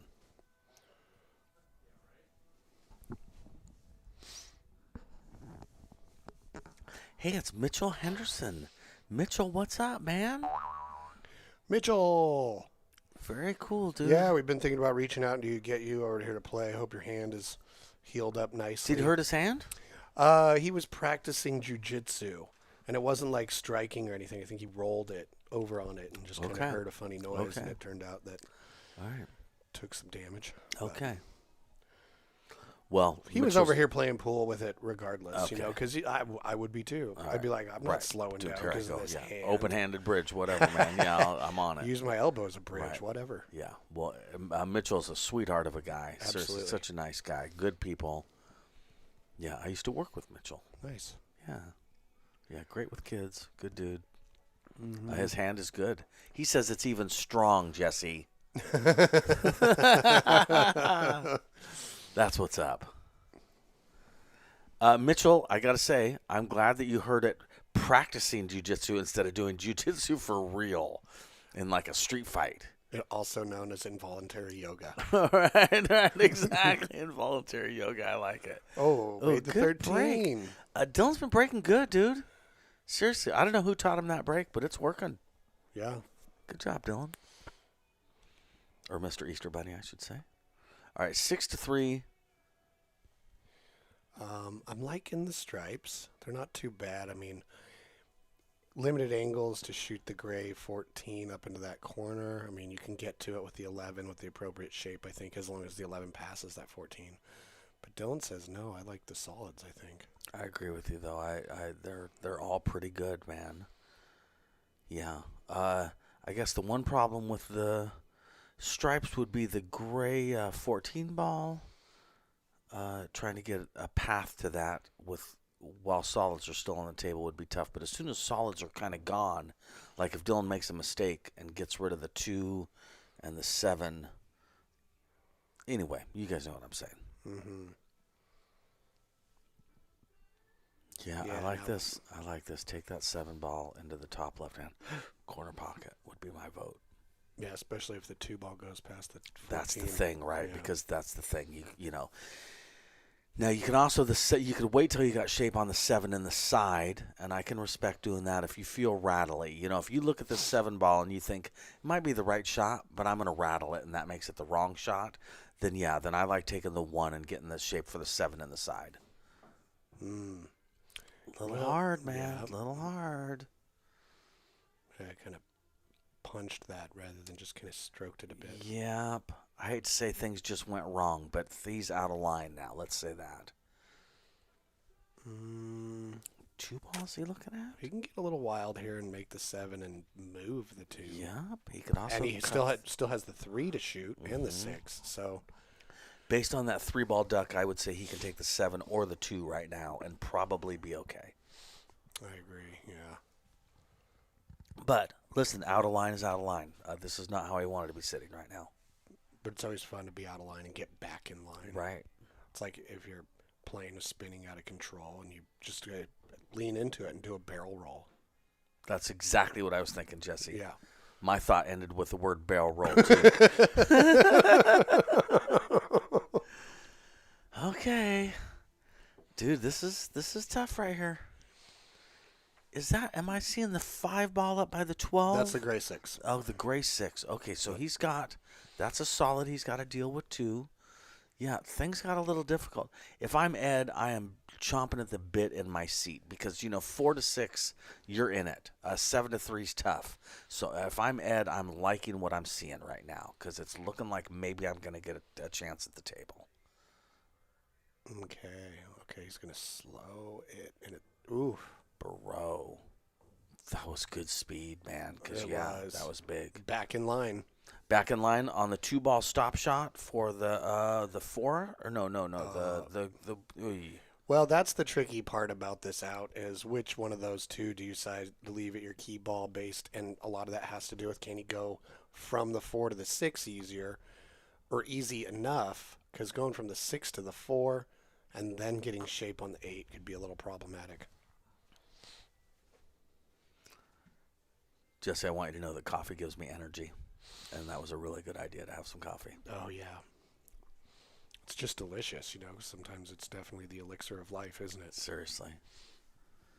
I played in a tournament in Las Vegas recently where coffee, quite honestly, kind of stopped working, and I thought to myself later, maybe I should have tried a Red Bull, man.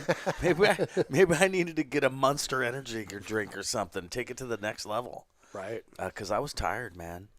2 long days of pool. I'm excited to hear more about it. Yeah. Yeah. It was a great tournament. A lot of fun. That mob 650 and under tournament was a good time. That was the one I played last year Yes, where Savannah roasted both of us pretty badly. Bro. That changed the way I approached the game because I was like, I got to go learn now. Dude.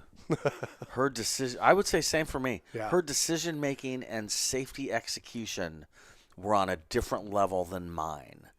I crossed my fingers for a hook and just hope for the best. She dead hooked me and left the cue ball touching an object ball to where you can't get any rail. I couldn't go rail first. Mm-hmm. Anyway, all right. Dylan wants to make the 4, bring the cue ball up table for the 8 ball in the top right-hand corner pocket. Oh, look how well of a job he did with it, too. Wowzers. Wow. Really did that he dug into that top corner Yeah. enough to swing it at the right angle. Yep, I'm definitely moving that magic rack.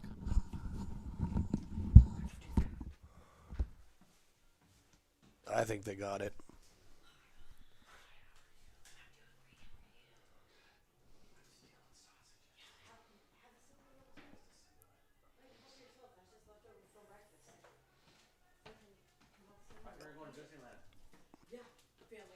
Hey, do you want to step in there and tell them no, we'll help you move the magic rack because they gave up on it, or before he shoots it?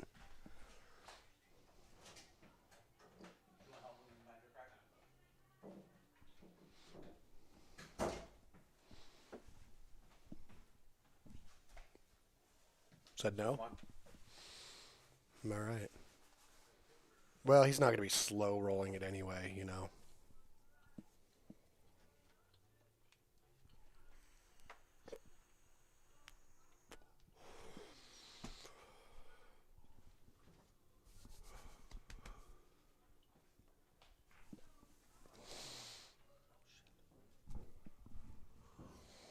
Oof.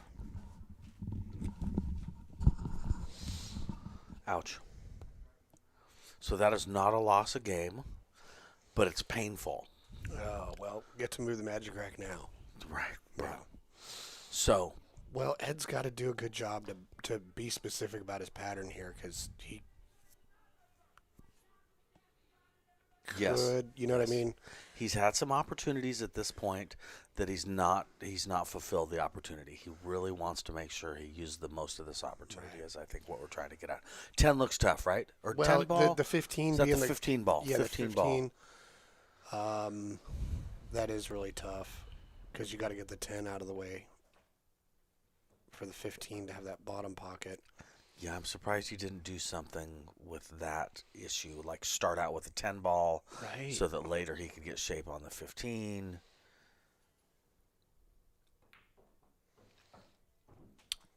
Well, looks Break like out. he's break out with the 9 ball right here. Which, because the 12 is a duck, he's got an insurance ball. So I can understand, the plan here. Well, what an Okay. interesting development. All I right. definitely can see Ouch. Dylan trying to take this 8 off the back of the 15. Especially because the 9, 10 are tough. Yeah. Yeah, and if he does this at the right speed, too, the 8 ends up in the jaws. Yeah, this is it's a big opportunity for Dylan right here. Mm-hmm. Yeah. Oh, don't follow it in, though. Oh. That's tough action. That's real tough action. That's a loss of game right there, Jesse. Yeah, he scratched on 8 2 times in a row. That'll keep you up at night. It'll also, I mean, I've never learned anything by winning.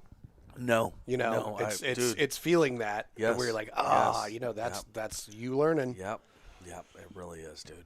Yep, 4 to 6. We got a gamer. Mm-hmm. We sure do. That's too bad because, listen, I don't want to rub it in, but the 9 and the 10, as you can still see, were so tough. A million things could have happened, and it would have still been to Dylan's advantage. That was pretty much one of the only ways that he could really. The only way that it could have went Ed's way. Yep. Which, again, goes towards what you're saying as far as learning is that, to recognize that and to be like, listen, whatever you do. Yeah. Yeah.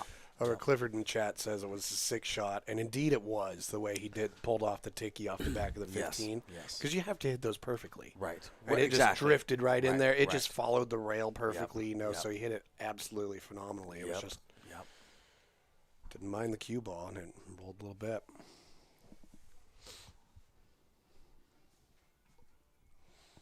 Well, they've stepped out to take a break.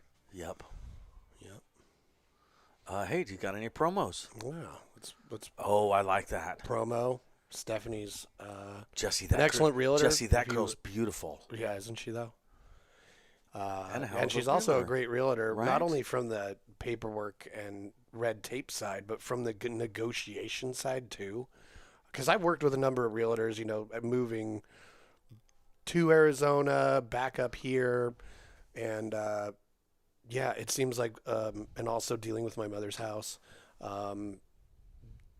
a lot of times they're like good at one little element of it, but not the entire thing. And Right, Stephanie right, is, so right. that's cool. You know. Also, it's my understanding that kind of the financial life planning side of things too. Absolutely. Making good decisions, Right. good financial decisions, Right. which is a big part of that too. You want somebody who is truly on your side when it comes to that. Yeah, and you also need somebody that understands ways in which you can actually pull off home ownership when you don't think that you can.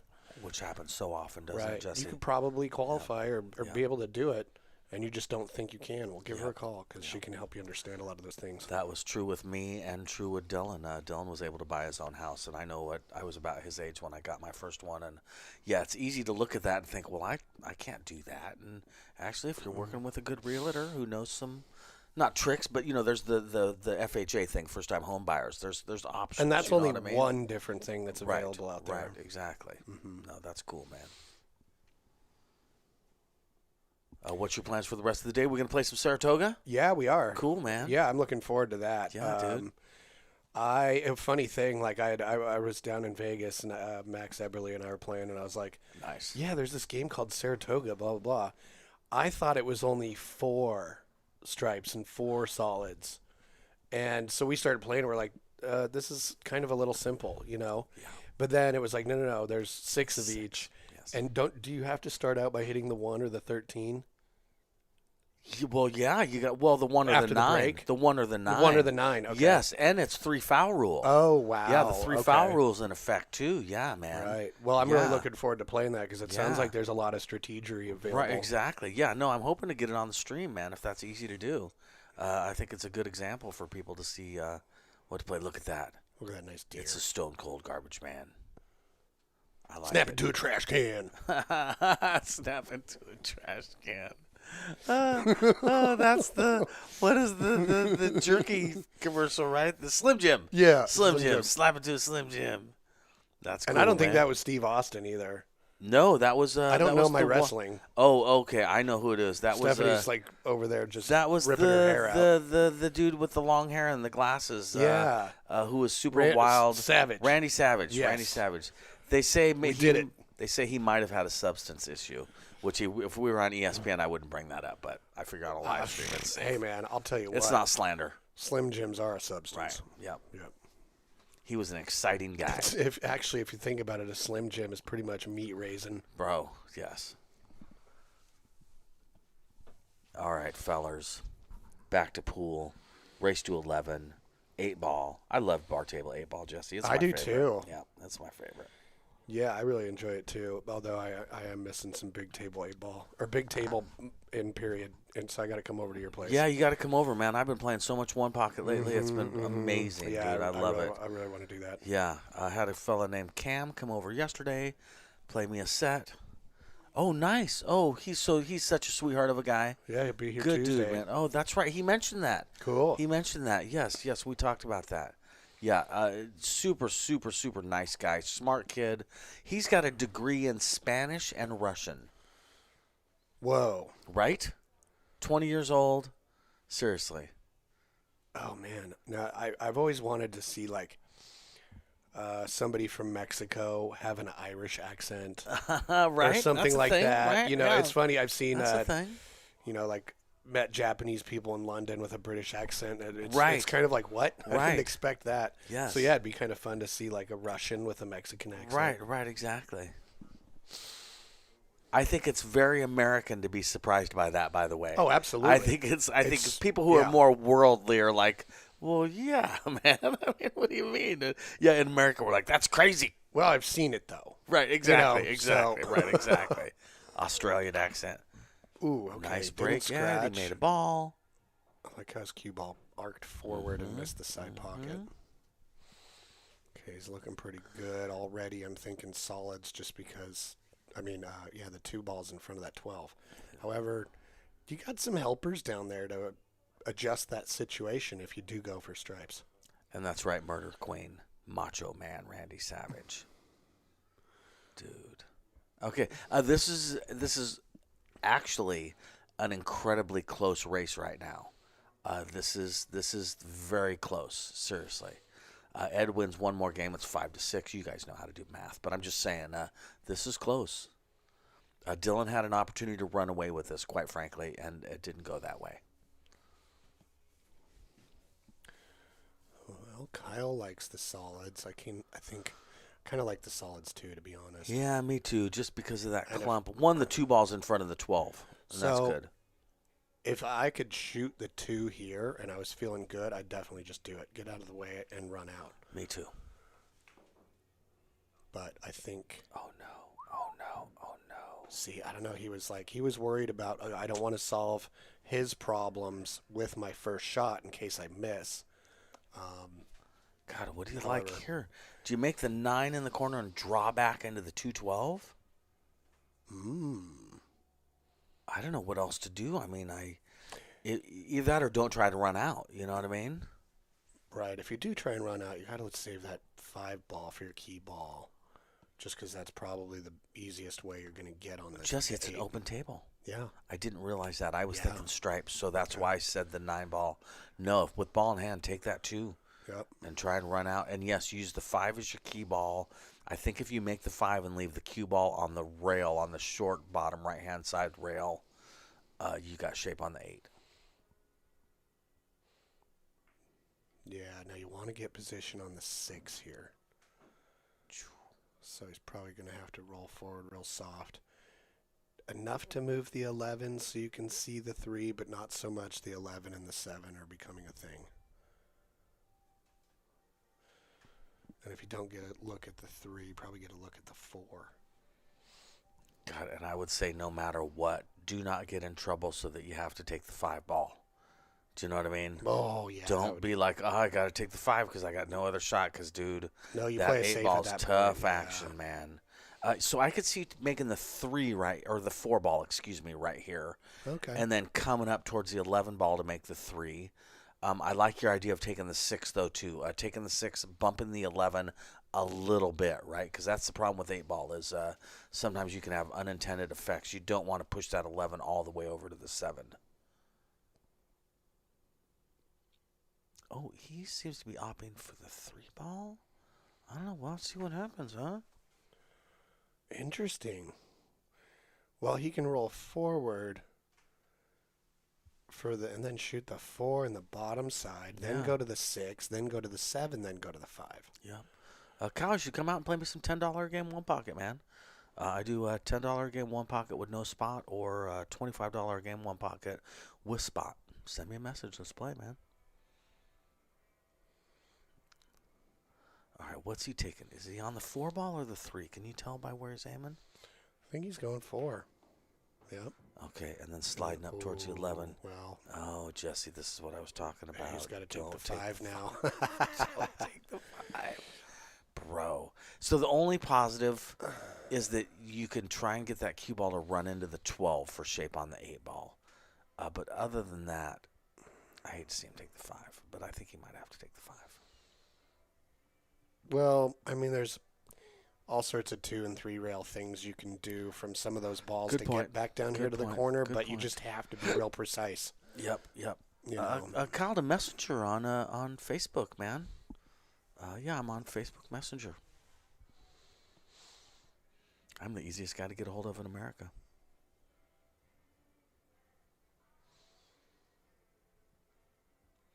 Yep, he's got to take this 5 ball. Just is what it is. Oh, but He then put- what? I don't know. I He's hope got to it come gets back and miss shape. the 15. Okay. Oh, I don't know if he can see that 3.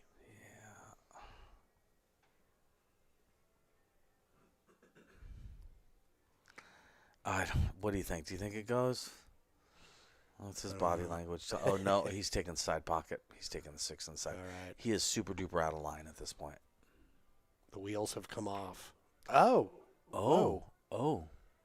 Wow. Okay, so many things. So the 3 did go. It kind of did go for a second, too, by the way. It was in the Yeah. pocket for a second. It was probably overhanging the shelf, yeah, Yeah. and bounced out. Yeah, yeah. Like he hit that shot and he like bounced off of the shot. Right. Okay, so, Ed. The governor called. Mm-hmm. Oh, he's got some real. governor. He's got some good safety opportunities. You know, take apart that mess down there.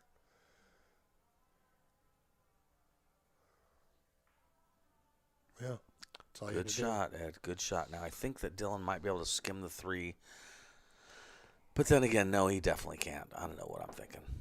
Yeah, he's got to jump that 15 ball to hit the 3 or go rail first. Yeah, that was a great shot by Ed. Mm-hmm. Yeah, it definitely seemed like he put some thought Ed is trying to come back. I respect that, man. Yeah. Stick with it. That was a really good one because, what are the options he has to make contact? He's going to do this and try and put some boogers on it and twist it over there. Did a pretty good job. But, yeah, that smart shot by Ed.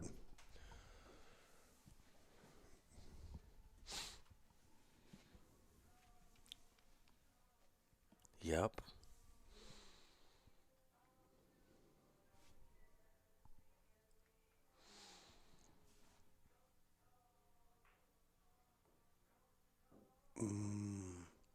He needs to move that 9. I think did he overroll it? I'm not sure what he did, but I know he's out of line now, and that's too bad. Yeah, that was his first shot after ball in hand. It's always a bad sign when you're out of line after your first shot of ball in hand. But, yeah, I think he's got to go back to playing safe, man. He's got to, go off of that 15 maybe and leave the cue ball underneath the 12 on the right where he's standing, basically, against the rail. Yeah, he's...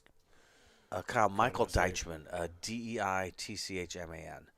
Deitchman. That's why I go by Mike D. Yep, he did that. Because my last name is brutal. Same as Dylan's, actually, if you're looking on the screen. Dylan's my son. We have the same last name. Merca. All right. Yeah, that wasn't too bad. I mean, he'll probably get back to the table, but the 9 it became harder to make. He's got to jump at the 6, right? Well, he doesn't have to jump. Yes, I'm sorry. I meant the 7. Excuse me. But he is in his rabbit costume, so might as well. Hippity hop. Yep. Wickety whack. Yep. Always a good job. Always a good idea to chalk that jump cue before you use it, for God's sakes. He's jumping at the 7. Okay. And that's primarily, I'm guessing, because he doesn't want to disturb the 6-11 too much. Right.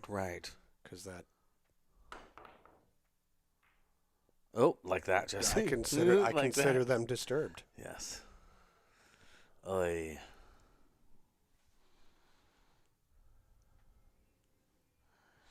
All right, listen, this is a tough match. 4-6. We're halfway through, basically. Mm-hmm. Yeah, both these guys are feeling it. Yeah. I think he's got to go to the 14 next, and then the 9. There he goes. I like how he's sitting. He can even go from the 14, hit the short rail, and push the 8 closer up towards the stack. Yep. His problem is going to be that the 8 ball has to go in the top right-hand corner pocket because Dylan's ball is blocking it. Yeah, that's why I was saying Yeah. hit the 14, have the cue ball, push it, and you got shape on the 9. However, he didn't do that. No, he's a little out of line. He is, because he can't hit the 9 now. Yep. I think he's got to go 11 and bring that cue ball back up towards like the side pocket, this bottom side pocket, so he can make the 15 and get over on the 9. Some version of that. Mm-hmm. We'll see what he ends up doing.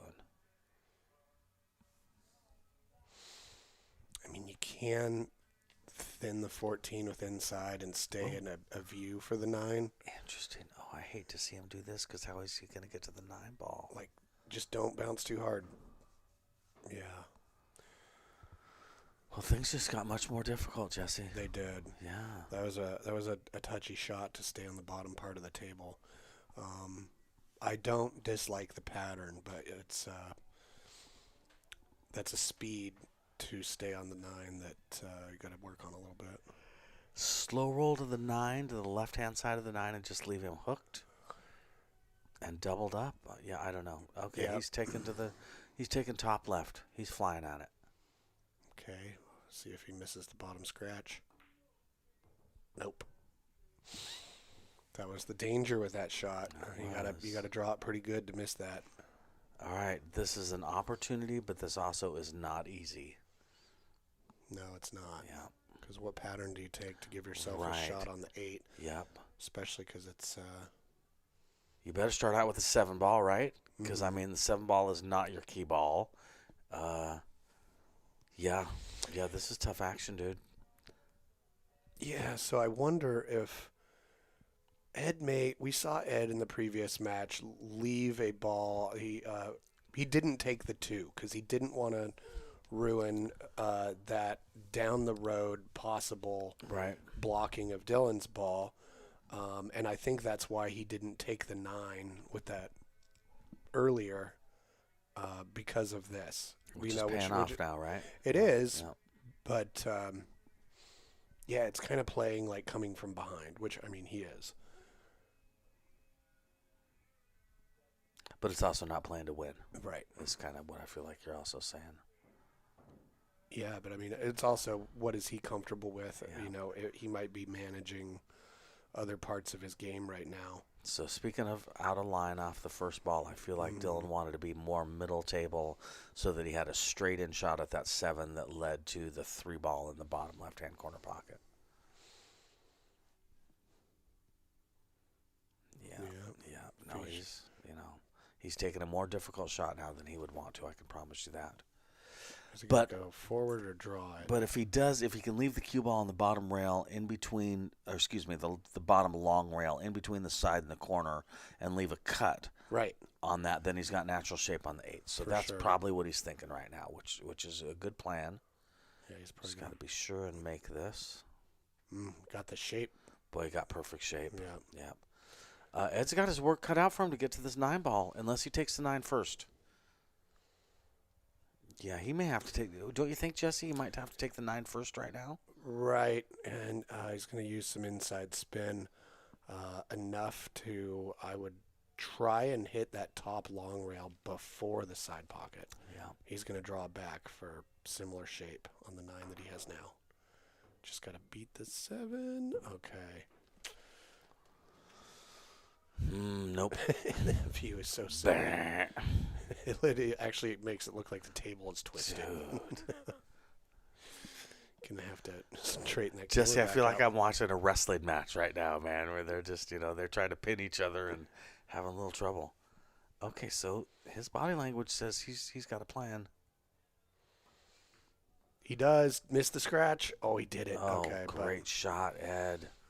Yeah, those. Oh, what do you do? Dude, I might play a safety and send the cue ball to the left-hand side of the 8 to double him up. He's going for the bank. Oh, he's going for it. See, I think I'd slow roll and leave it on the rail with leaving him a 7-3 combo. He might just drill it, though. Nice. Like that, Jesse? Yep. That was pretty strong, dude. 5-6. Man.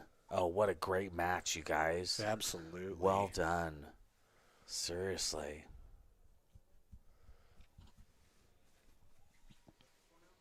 Wow. Eagles. Yeah, just playing with some sticks. Caw, caw. Getting used to them new beaks. What body of water are they looking at there, Jesse? Big Bear Lake. Big Bear Lake. Very cool, man. That is a beautiful view. I remember the first time I came over to your house to play pool, you were watching what would you call the water spot that they had? With the bears? No. This was it was in the desert, and there was that was water, in, a watering hole. What I don't even know. It was a watering hole in the Namib Desert in Namibia.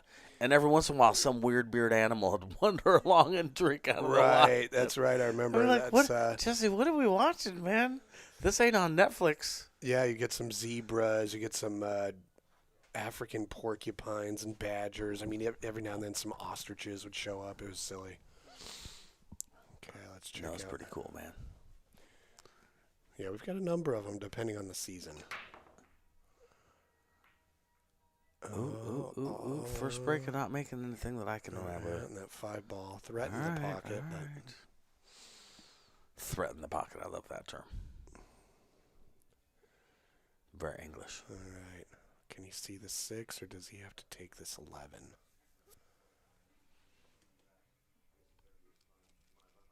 I mean, the 1 is kind of surrounded a little bit. I think he can see the 6. Okay. Yeah, so he's got to do 6. You got to get the 2 out of the way so the 4 can pass. Nice. Yeah, good call. He's got to take this 2 now, or he's going to regret it, Yeah, because making the 2 now is his key to making the 4 later. Yeah. And keep in mind, he's got to get the cue ball somewhere near the 9 for a shot on the 1. Right. You know, don't want to be too far away from that. Hey, do you know what? I just thought of something, Jesse. What's that? I want you to get the top of the ball box for these balls and set it right there. So when I'm confused about a number of a ball, I can look at, because I bet there's a picture of the rack on the top of the ball box, right? Oh, perhaps. I don't know. That's what I'm getting at. You know what I Yeah. mean? That way, when I'm like, gray, what color's the gray? I can look at the box and be like, the gray one, I know which one it is. Oh, I'm going to do you one better. Tell me. I'm going to take a picture of the rack. I'm going to print it out on these transparency slides that I got. Okay. And I'm going to make a little light box that has a dim light behind it. Well, So that it- is doing me better than my idea. That's a good idea, though, right? I mean, Yeah. how many times have you had guys like me get on there and be like, dude, I don't know Whoa. what ball that is? Strong combo. Yeah, just a little picture. No, that would be cool. It Right? gives me a chance to make something that lights up. You know how much I love to do that. So, Well, you're very good at that, Jesse. okay. It's a well, thing. That was an unfortunate miss on this. Yes. That wasn't the easiest combo, and he No, hung it with wasn't. 5. No, So I agree. it was a good shot. Just didn't agree. go in.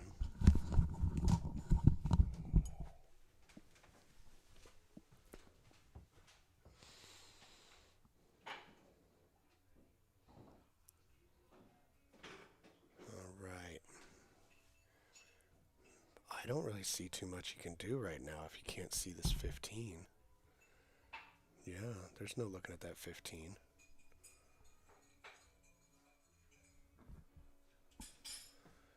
Let's see, he could thin that stripe closest to the cue ball and send the cue ball towards the 11. I mean, it's tricky because that 5 is just hanging in that pocket. So you might just use the 11 to hide behind those. Pretty good if you can't go by the 3. We'll check out the weirdo vision. So this is kind of giving me. Oh, we got a squirrel. Feed me, pool players. I'm starving. At Jesse's house, you can hand feed the squirrels, you guys. That's real. Yep. Mm. Okay. Didn't want to take that duck. Yeah, he's definitely been playing like, he's trying to play more chess than he is trying to run out. Yep. You know, his in the beginning he was more run out shooting, and so he's but it's not that it isn't paying off for him because he's been catching up. Yes, he's starting to catch a gear, is how Yeah. I would say it. Yep. Yeah, he's just playing a lot more thoughtful. Yeah. All right. Well, he may have this 15, or he might use that 11 to hide behind the 13 and the 15.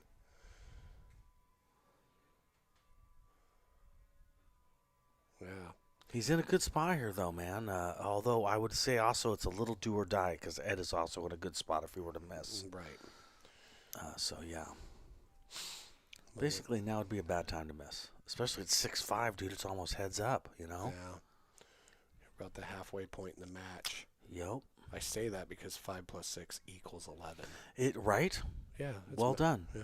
Well done. Been practicing. It's a legitimate point, too.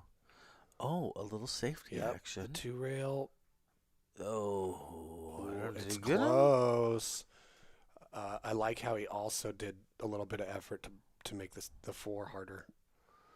Yeah, Yeah, I he think- got him. yeah. Look at that. Did he But, get him on the 4, do you think?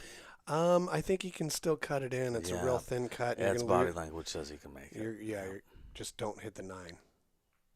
There you go. Very nice. Yeah, he's really giving himself an opportunity here. Yeah, I mean, making that 8-ball bank that last game, that was a real feather in his cap as far as Yes, how he's going to yes. walk around the table. I was you just know? going to say the way that he's walking around the table is exuding confidence. Yep. And if you're watching this, then you're a pool Oh, player. look at And that if you're a pool shot. player, you know confidence is a big deal. Right, and he just gave himself that window on the 3, which is a perfect stop shot for For the shot one on ball, one. right? Yeah. Yep. marked Yep. difference in Yep. his Yes, exactly. in his stride. See how he put his cue down like Right, that? right. That's a confident Yep. way to put your cue down. So yeah, he's feeling good.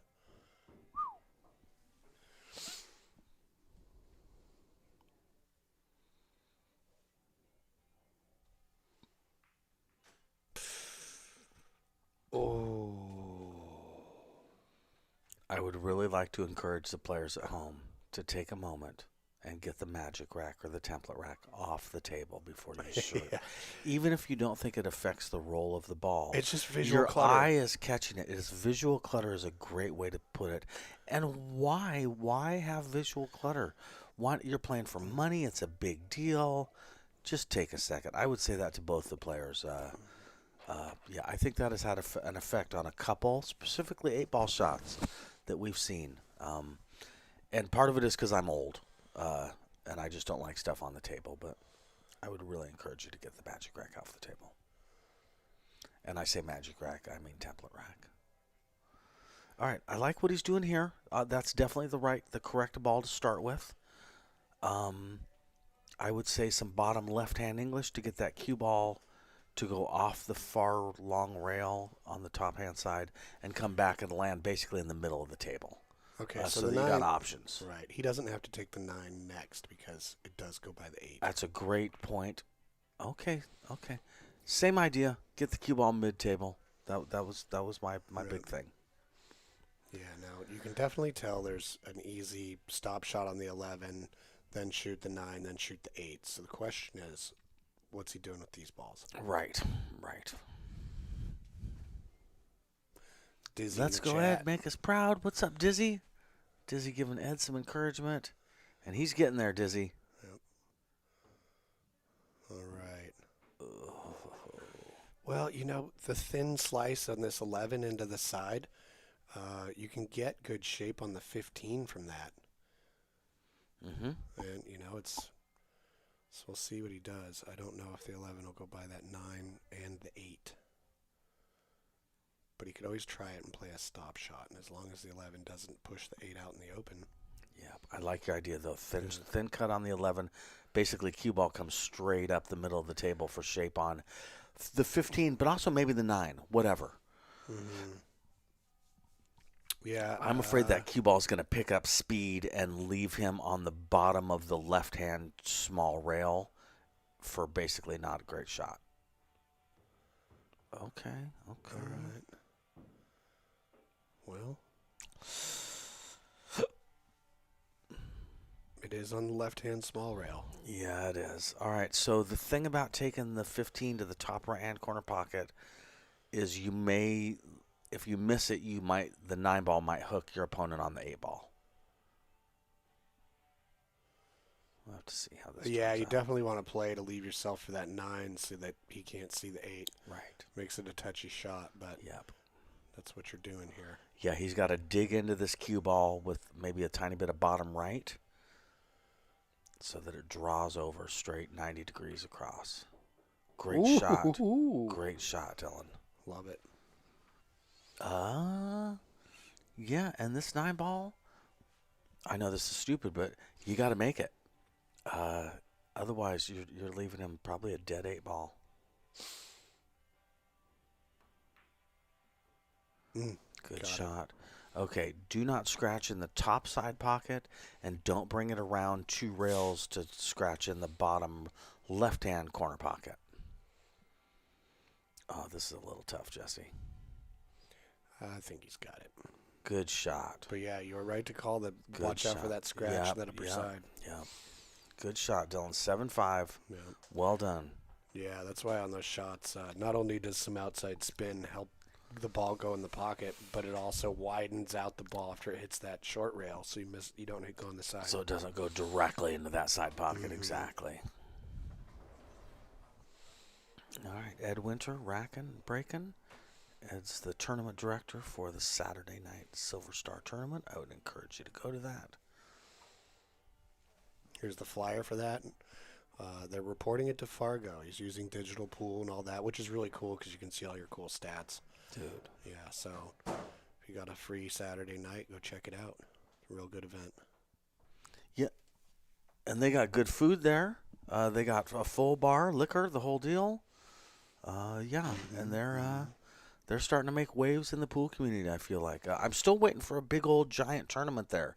I know they have the Steve Peterson one coming up, but I mean, I think, Dylan? yep, possible Vancouver Open. Well, definitely we're going to be working on it because I'll be doing the design for the flyer. Okay, good. Yes, I'm excited about that one. He made a pre-tournament post, and I did tell him, hey, sign me up, man. I'll there. August, I believe, right? Right. Yeah, August something.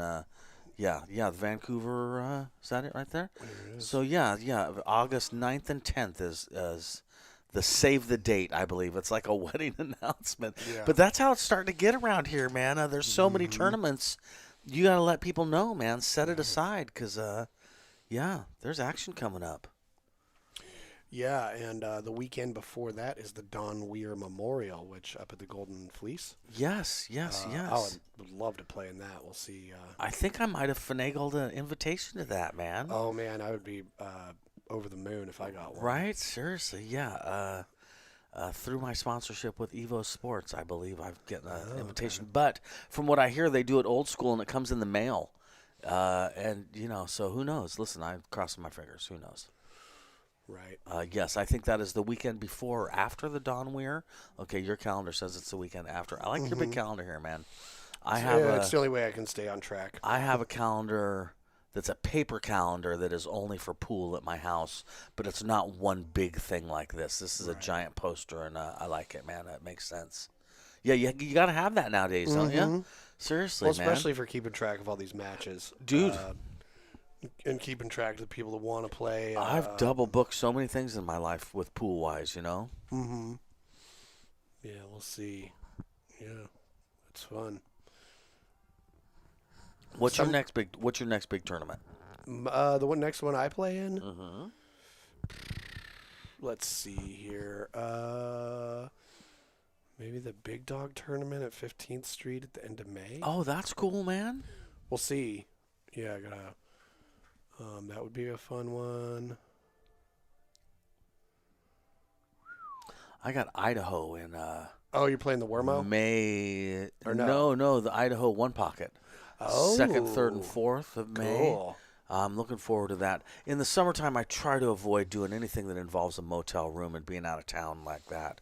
Right. Just because I got so much going on at the house. But a One Pocket tournament, I think there's a 700 Fargo cap, $2,500 added, race to 3 both sides.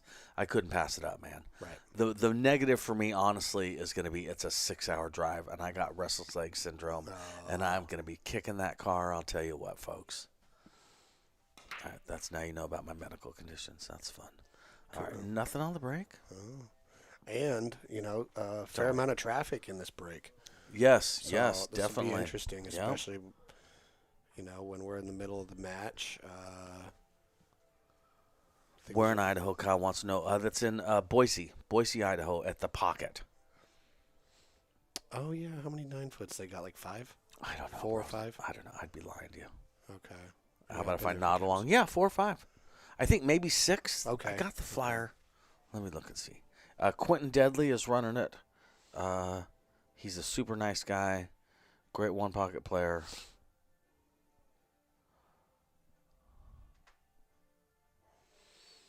Well, wandering around this table deciding which one of these to open with. They both have their challenges. We got more of the stripes in a cluster. Solids have a little bit more spread out, except for the 5-4. Yeah, is he going for the combo on the 5-4 to open? Yup. Nice shot. They have 6 9-foots at the Okay. Boise Pocket. That was a good shot. It's just a little unfortunate he rolled up to get married to the 11, so he's probably going to play some sort of little safe off this 5. Kind of cut it so it banks into the stack and have your cue ball and end up on the short rail.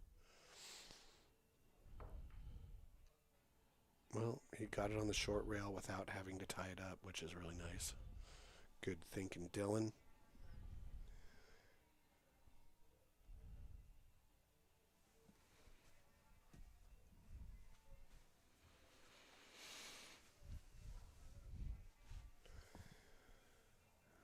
So he's made this difficult for Ed by putting that cue ball in that short rail. It was real nice shot. Yep. And Dylan took solids too, right? So the yeah. stripes are the ones with the big problem right now too, right? Right. Yeah, and if he cuts at this 12, pocketing that ball is just absurdly hard, and you're going to lose your cue ball. And you're going to break. Yeah, break out that mess. That, right. And really, at the speed you'd have to hit that cue ball could go anywhere on the table, and could do any amount of damage or change things for the worse. Or it's not controlled. Yeah, but being that his balls kind of own the 8 ball right now. Yes, because that's the thing about that. The stripes are a little or not good because of where they're at with the 8 ball. They also mean you own that 8 ball, and there's no solids really super close over there for the breakout. Right. He's gonna try and force Dylan to break out the 8 ball and paint himself into a corner when he's at the end of his. Yes. It also kind of looks like a Corey Duel 8 ball break where one suit stays tied up and the other spreads out. Kyle, the one pocket tournament is May 2nd, 3rd, and 4th. Yeah, it starts on Friday night. It's a 3-day tournament. That's my story. All right. Dylan on the 1 ball. He could use the 3 ball for a breakout if he moves the 5. Mm-hmm. None of this is easy, and he's really taking his soldiers right now. So I hope that he has a plan. He could go for high his inside. High inside on the 5 to crash into the stack. Yeah, and leave yourself on the 2 ball as an emergency ball. Yeah. As your insurance ball or whatever. Yeah. Well, that's kind of the only ball you really do have unless you skin off something to get on the 3. It's a little reckless. Possibility, though.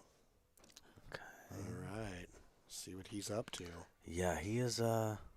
He's either got a plan or he's hitting the gas pedal to get to a car accident. That's a good way to put it. I like that. Yeah, that's how I always think of it, man. That may have been a fortuitous miss, a fortunate miss, honestly. Let Ed do some stuff now. Right. Yeah. Because, Yeah, I agree with you there. Oh, I like Ed's shot here. He's taking the 11, going to move some of them problem balls. Ooh, I don't know if he wanted to make that, but he can get some action off this 12. He didn't. Yes, he definitely. This needs to be a second attempt at a breakout here. Oof. Oh boy. Well. Okay. Well, listen. Here's the good news. The bad news is he missed it. The good news is he did not break out his balls like he intended to, which means that Dylan really has. I'd almost block the pocket with this 3 and let Ed shoot again. Yeah. Oh wow. Yeah. You know what I mean? Yeah. And it's not much of a block your pocket because you'd leave the cue ball to the left-hand side of the 9, which means you'd leave him a shot at the 9 ball up to the top right-hand corner pocket. But I'm just not sure the point of doing what he just did. Oof. Oh, I'm blocking that 12 ball. Yeah, I'm kicking that 5. I'm not kicking. I'm hitting the 5 ball over so it blocks that corner pocket and letting Ed shoot. Because Ed would then have a lot of problems to solve for him to do anything. All right, he's calling the 5 in the side. Or in the corner. I guess I'd play it safe and I guess call it in case it falls. I mean, you're going to have a weird kick at the 2. Extra weird. No, he can kick behind the 12 and make it, but kicking when the cue ball's so close to the rail feels unpredictable if you're not really comfortable with it. Well, yeah, and I mean, honestly, God forbid you make it. I think I'd rather see him slow roll the 12 ball over the 10-15 and give Ed ball in hand. Yeah, especially. You know what I mean? With What's distance, the point? What are you going to, The distance the 9 and 14 are from those makes it hard for, yeah. All right. Is there a different angle? Does the 8 go in the corner pocket there? What if it does? What if it goes off the 12 maybe? Yeah, I wish they were actually using the real Magic Rack because it doesn't have those center tabs that make it difficult to remove it. Okay, so his body language just told me he's going 8 off the 12 in the corner pocket. I don't know if it can get there. It might hit the 15. Yeah, I don't know. It was a great kick on the 2 ball, by the way, Dylan. When you watch this later, that was great kick on the 2. right. We're just concerned for you. Wow, it did go. That did go. Wow. Or certainly Man. almost went. It's unfortunate that he left him the cut on the 12 because that was that would have been a good little safety if it weren't for that. If that 12 was more against the rail right now, Ed would have a hard time. He'd be able to play safe, but Well, if the cut on the 12, if he's not comfortable with that, other options aren't so great. That's all you got, the cut on the 12. This is a little scratchy in the side pocket, by the way, you guys. Great shot, Ed. Well, it was also a little break it up-y in the Yes. Yeah, so Yes. that was fortunate for him. I think Dylan should be proud of what he was. Right. He was able to Right. manufacture a lot with very little. Right. So this is where you do not want to rattle a ball. It's also a good time to choose to take shots that will not leave a shot on the 8 ball in case you do rattle a ball. Right. See, that's what I'm talking about. That may have helped him. Oh boy. Wow. Okay, so that miss went Ed's way because he had left Dylan a shot at the 8 ball if it wasn't for that. And that's what I was talking about is take shots that if you do miss, you're not going to leave him a shot. I know this worked out for Ed this time, but it's something to learn from this. Even when you're sure of yourself, when you're in that position, it's easy to choose shots that leave your opponent safe if you are to accidentally miss. All right, so I expect to see Dylan slow roll into the 8 ball, and because I don't think that'll leave Ed much, and then you just cross your fingers. Oh, he's calling it in the corner, which means he's not really slow rolling it. I would prefer to see a slow roll. We'll see what happens. I just got to call something. Good shot. Good shot, Dylan. Well, Ed's probably going to try and take this 15 in that upper side. As long as he rolls forward. As long as he follows it, right? Yeah, it's just gotta roll forward. And don't foul, I guess, too. Don't double hit it. But it's got enough in between space to where it should be okay. Oh, Jesse. Oof. Yeah, I don't want to see him go at that angle, man. I want to see him, like you're saying, if he aims towards the side. Okay, I don't know. Well, what does that have in mind here? I don't know. Oh, you can see the 10. Oh.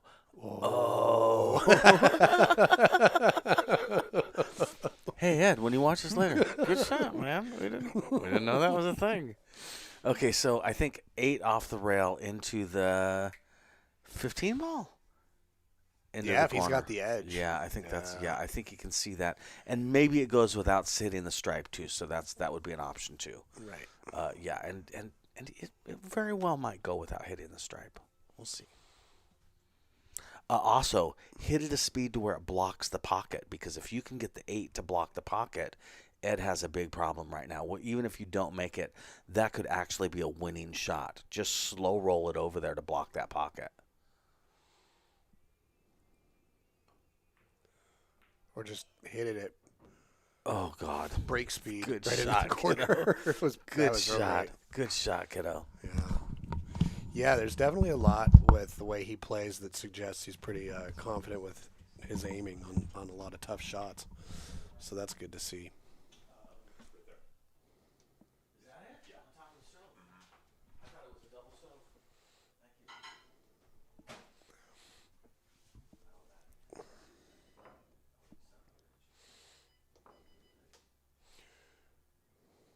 What are those eagles up to? Just evaluating the nest, nibbling at some bits.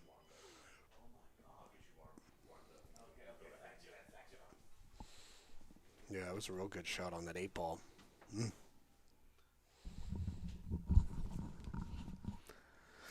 5-8, race to 11. Dude, that was a big game right there, It man. was. That was It a big game. shot on that 8, Oh, especially for seriously. the shot that it was. And realistically,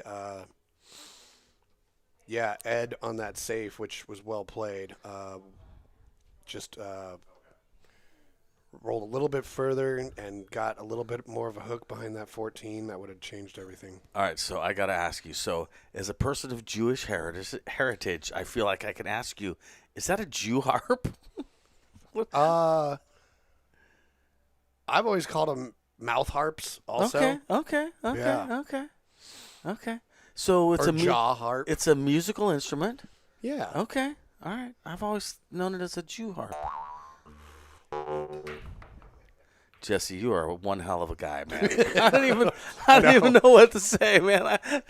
Jesse, dude, you are the most interesting man in pool. You are, dude. Well done. Well, I don't even know what to say, dude. Flummoxed.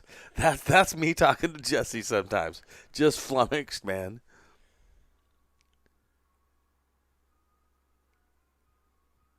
Yeah, no, I'm aware. Definitely, Kyle. You're on my list for the OSP prison pool thing, man. oh, that's right. Definitely, yeah. No, you're on the list, bro. Yeah, that Yeah, sounds like man. a lot of. Yeah, That sounds no, like a lot of fun. I hear you, man. Yeah, I think I added you to the group just so I wouldn't forget, too, bro. Thank you. Yeah, man. Yeah, they send me emails when that's coming up, so I don't even know, man. I'm bad about stuff like that. When they send me an email, I'll get us all together and we'll make it happen.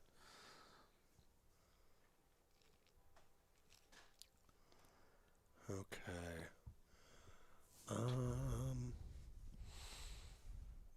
Yeah, that 114 is a little funky. Yep.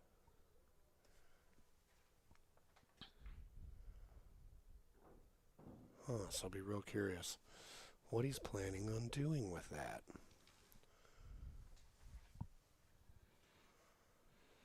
Yeah, because the 14 doesn't go either, huh? I mean, it doesn't really go anywhere. No, you can't even get short side shape on it unless it passes that one. We can't tell. Right. But yeah, from here he can just kind of follow forward, put some outside spin on it to pass underneath the 8. Then I'll have a look at the 11, and then go to the 12.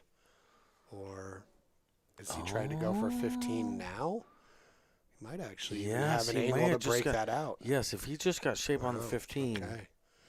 Well, Yes. he was seeing that better than I did for sure. Yeah, Colin, by the way, I responded to your message. It's on Messenger, man. I told you what my free days are. Yeah, he's got to hit it pretty firm to get it to slide over there and bump that 1. And the problem is, if it doesn't bump it enough, he might actually hook himself. Yeah, now on the good side, he's got the 11 ball as an insurance ball. But that goes back towards what Jesse's saying is you got to hit that hard enough or he could be hooked on the 11 ball, too. He could hit the 1 and just kind of stop there. Yep. And then he's got to do something with the 12. He's got absolutely nothing and hard to play safe because Ed's got all the balls on the table. Yep. Yep. So putting that extra power on it. But he kind of got lucky on that, didn't he? Yeah. He didn't leave Ed with a ton.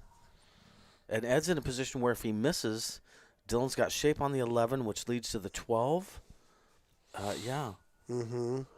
Yep. Did himself a favor almost by not making that.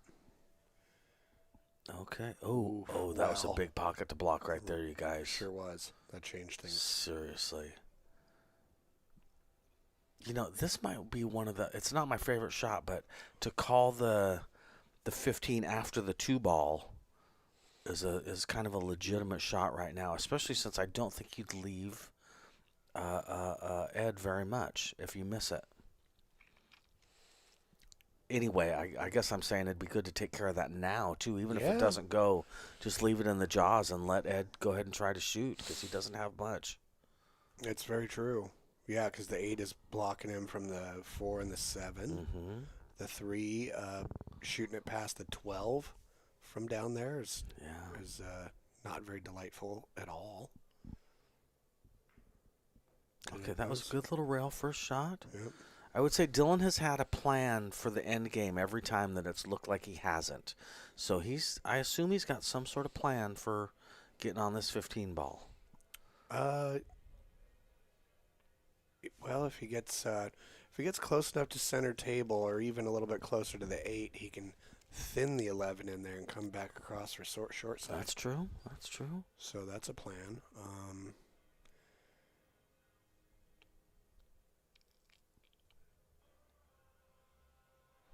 I like that he's taking his time. 8 ball is definitely like a puzzle, man. You're trying to figure out how the pieces go together, and to move forward until you have a plan is a little silly. You might as well kind of know what you're doing. I think he's trying to shove this in the pocket a little bit and get up table. Yeah. Oh, do you think he might have been going for short side there? No, because I don't think it went, to be Okay. honest with you. I don't think it was possible to get short side there.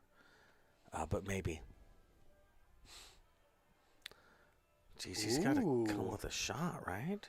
He does. I wonder if he thins the 11, can he go in between the 5-6? Will it widen up enough to hit the short rail and come under the 15? I know what you mean.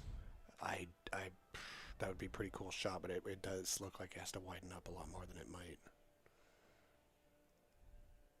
Ooh. I think that's what he was trying to do, Jesse, and he Yeah. just missed it. Yeah. So he gave Ed ball in hand at 5-8. He gave ball Ed in hand. He did. Well, Yeah. hey, listen, that's what happened. And this is another pressure situation for Ed because the 11 ball's in the side pocket. So if he misses, he's definitely leaving Dylan a shot. Probably good not to start with the 2 ball, by the way, or leave the 2 ball there as long as possible because that's what got Dylan in the most trouble this last time. I know he could have done an interesting thing and combo a ball into the 11 and hook him on the 15 just as a like, all right, Yup. you know, Yep. just as a why not? Ooh, all right. Dude. We got through there. Yep. The ball fell. Okay. 7, 4, 5, 6, 2. Oof. Yep. Oh, go ahead.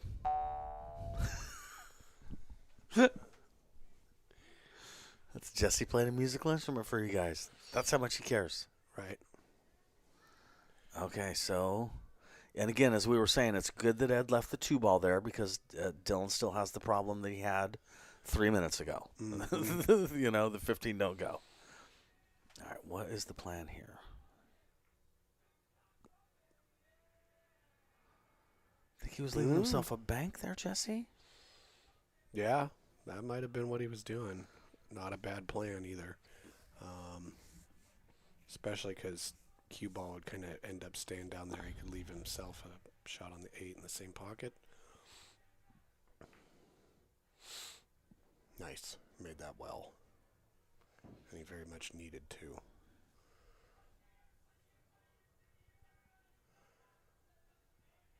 Now in a shot like this, because the 4 ball, ball's in the center of the table, you got to be a lot more precise on where your angle is going to be to get on the right side of them. Yeah. And because there's no rail nearby to correct for it, you know. Right. So fortunately, got a good roll here got in a good place here to go 4 to the 5. All right. Which I think that's what he's going to do. Just because he's been kind of playing to like not solve any problems for Dylan. Right. Yeah. Okay. So he's going to bounce back up. Now we'll see how comfortable he is with manipulating the cue ball off balls in the pocket. Off of a jolt. Has he practiced those? Yep. The easiest shape off of that would be leaving the 8 ball. Don't make it. Oh, man. Wow. You know, this isn't too bad because he can thin it and draw it kind of up to the left-hand side of the table and bounce off the short rail.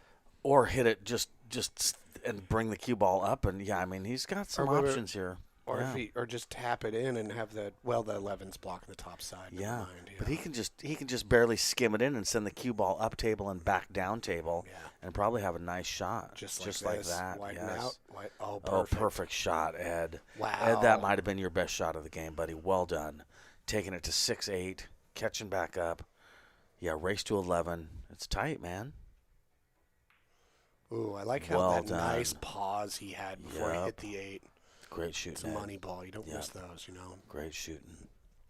Very nice. Is there any more of that coffee left? I think so. Yeah, there's a tiny bit. Okay. I feel like part of what we're seeing right now here, too, is that Fargo's accurate. It's a 491 versus a 484. Nobody's running away with this, man. It's a pretty evenly matched set, which is what Fargo says it's going to be. Even when you think some guy's getting ready to run away with a little bit, he doesn't. Right. Eagle Cam. I like it. Eagle cam. Right? I wonder when they fly away. When do they do their thing? Do you Probably think? sometime around June. Okay. If they born in the beginning of March, yeah, it'll be around right. early June when they'll start. And do you to think leave the that nest. you probably know, not think? Do they leave, or do they go kick it for a while, come back, stay in the nest?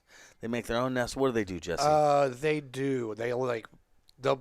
What'll happen is they'll get to the size where they'll be starting to flap their wings a lot and build up their muscles, Okay. and then stand on the edge of the nest and do that. And one day Okay. they'll just take the leap and go flying. Dude. And then they might come back to the nest a handful of times. And Okay. and then they're out. Dude. And then we're just like it's like the end of the Truman Show. I'm like, well, what am I supposed to watch now? End of the Truman Show. That's funny, dude. Yeah, and then bear season doesn't start up again until the fall. Okay. Maybe late summer. So yeah, we'll be looking at the jellyfish cam. The aquarium. We'll probably be looking at Cool, man. the Namib Desert. That's Okay, a good one. okay, Yeah, okay. but it's kind of weird because it's at the opposite end of the world. So it's in southwestern Africa. So Okay. when the sun is rising here, it's setting there, and vice versa. Okay, so okay. like we're playing pool, and it's night there, so you only Right. see the night creatures, which Right. not the worst thing in the world. Yeah, that's what I Thank you, remember sir. from last time. Yeah. Paul says nice shape by Ed on that one. Yeah, that was sweet shape. And Kyle says Fargo is kind of creepily accurate most of the time. I agree. You know when I think it's the most weirdly accurate is when you have like a 5-man team versus another 5-man team, and it still comes out to be Hill so often. Dude, with that's 10 different Fargos wrapped together. But it's and it so still much- ends up accurate. It's crazy, dude. Well, the data to describe all of their Fargos is just it's almost like you're kind of funneled into that situation in a way. Yes. No, I agree, Kyle. It's definitely a trip sometimes, man. They came up with a good system. Mike Page, that's what's up. I know. And when people say, "Oh, I don't believe in Fargo" or whatever, I'm like, I think that just means you don't understand it that much. You know? Right. Which is different than people who say I don't like it because it makes people afraid to take on higher level players, or that's fine if you feel like that. But to say you don't believe in it, it kind of tells me you're not paying attention. It's okay to not like it. Yeah, If like you're it was, tired of cap tournaments, It was and, developed by somebody who's mathematically so sound that they could come up with the algorithm to create it, and you're like, nope, don't believe in it. yeah. I think a naval mathematician. Wow. Yeah, Mike Page was, I believe. Wow. Good shot, Dylan. Yeah. All right. Yeah, he's got to have an issue with that little cluster up there. Yeah, the 11, right? Yeah, and the 13. Yeah. I don't see anything that's really looking too much like one of our constellations in the night sky just yet, but. Uh-oh. Ooh. That took a bad roll right there, Jesse. Yep. Things got a little hairy. Furry, even. Furry. It's a bunny rabbit. Well, hairy, too. I think hairy is also a bunny euphemism. Yeah, I like it, man. Paul wants to know if that's an FTMF Easter outfit. Paul, that is your nephew right there in a nutshell, man. He Amazoned an Easter bunny outfit to wear to this match, Paul, and he's been planning it for weeks, dude. Yep. Okay, kicking at the stripe. Oh, bummer. Nice try, kiddo. Yep. All right, ball in hand for Ed. Not a huge opportunity, to be honest, though. I mean, Ed's, none of these balls are great, man. Yeah, he's got to solve a problem and leave a problem.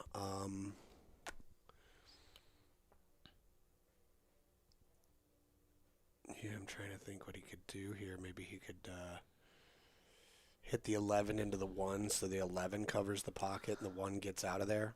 Yep. Just make an exchange like that. If you told me for $1 million I had to try and run out, I'm probably banking the 2 ball and leaving shape on the 7 ball. Yeah.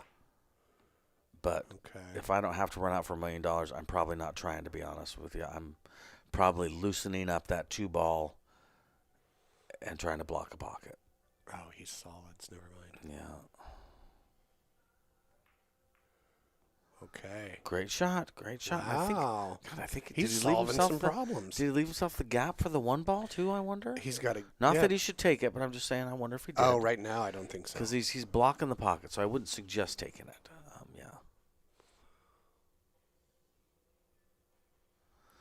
It's been a tough match, Paul. Paul's asking what it's been so far. Dylan had the early lead, and then Ed has slowly come back on him to where it's 6-8. Dylan's still got the lead, but yeah, it was looking like it was maybe going to be one-sided, but you know how that goes. That's when the match was 3-1 or 4-1. So it was just the baby part of the match. So race to 11 and 8 ball, that's like a race to 13 and 9 ball or 10 seriously. ball. Like you're gonna have some momentum changes. Yep. Yeah, it's been a good match though, man.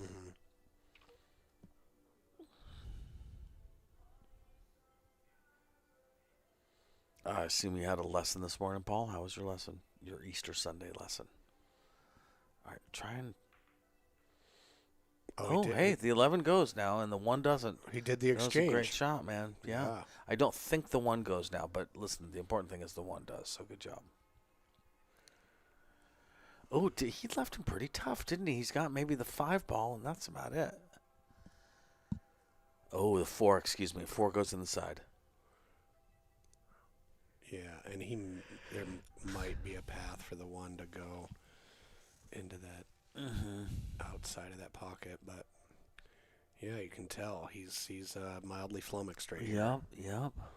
Go back. Obviously, we got some kinks to work out with this camera, but I really like the view. Oh, it moved even more, didn't it? Yeah, I'm not sure what happened. I think maybe somebody might have bumped it with their cue or something. I think definitely so. Yeah. All right, here's an opportunity to win the game for Dylan Deitchman.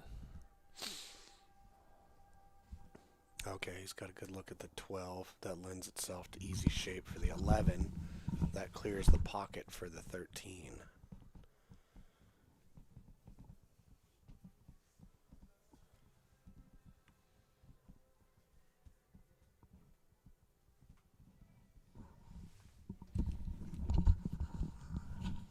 Yeah, I would expect him to cut the 12 in for shape on the 11 to make the lane clear for the 13. I agree.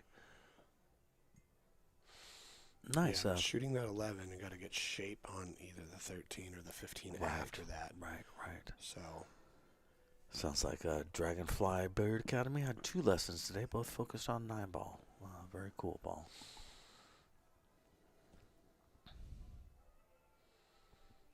Yeah, 9 ball patterns are important because you really learn how to traverse the table well. Yep. Those like real familiar angles, like doubling corners and whatnot.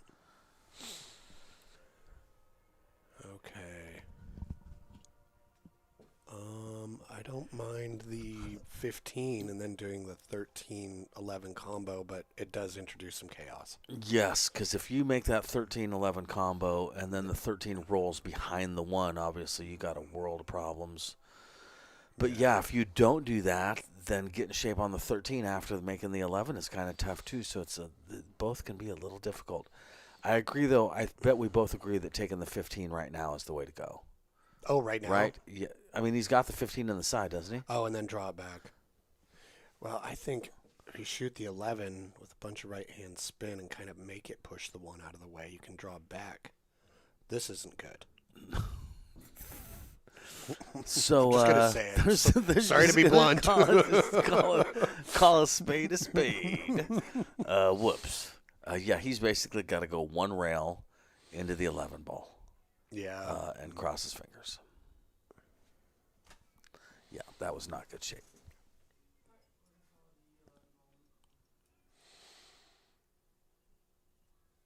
He can play the 11 pocket speed for maybe some insurance. And if it does go in, he's got the 13 down here in the lower right. Yep. With the 3 ball as a block, as a helpful ball. Yeah, this, he could still get out. Ooh, all right, Ed. Better capitalize on this opportunity. Yes, 100%, man. Oh. Yeah, make it 7-8. That would be the closest he's been if he can get this. Yeah, that's right, because they were at 5-6. Yeah. Okay. I like taking the 4 first. But just be okay. He did, yep. All right, I Nice. like Ed's odds here. Yep, just Yep. seriously, just Roll carefully. Don't do forward. anything goofy. Make the 3. Yes, that's the speed I want to go. Oh, jeez. Oh, man, I had a butterfly in my stomach right then. It did like a little black backflip. And right. then it, All right, slow roll the 3 for shape on the 5. perfect. Good. Now, Shape on the 8 in the side pocket? yeah, I mean, he's- why do crazy, right? you can't, yeah, you got to just do that. God forbid you try for better shape than that and get worse. Right. That's the big fear, isn't it? Is that when you have an opportunity to do something simple and have decent shape, that you I do think something crazy It was instead. somebody like Buddy Hall said, don't play shape when you have it. Yeah, yep. Ooh. He was like, wait, Bro. I almost did it. Bro. Whack. He wanted and that's what he looked like. He was ready to slam it. Yeah, I would suggest a slow roll on this. Yep, that was the thing to do. Yep. Now, do not hit the points. Straight in. Side pocket.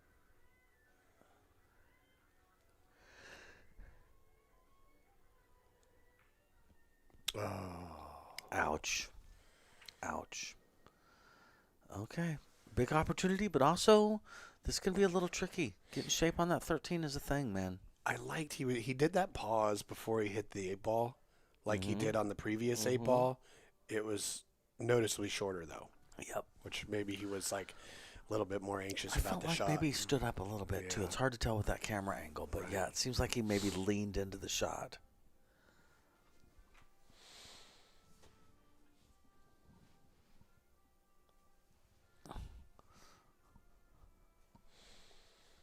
Yeah, this is it's like you want to just kind of pull it back so you can shoot that 13 in this bottom side, but I think you did the right thing by moving the ball more because you have to be so precise. That was a great shot, and he didn't hook himself on the 8th because that was the fear with doing that.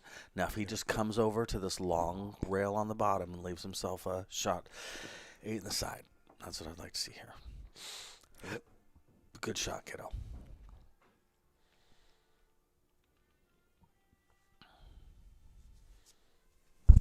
All right, now here's another one. This is super important. Stay down. Good pre-shot routine.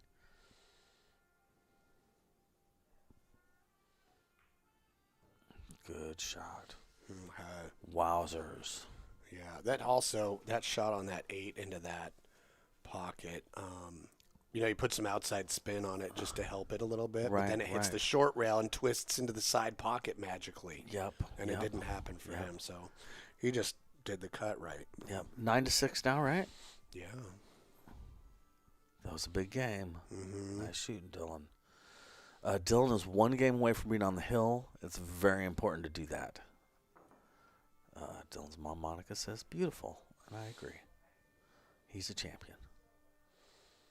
Yep.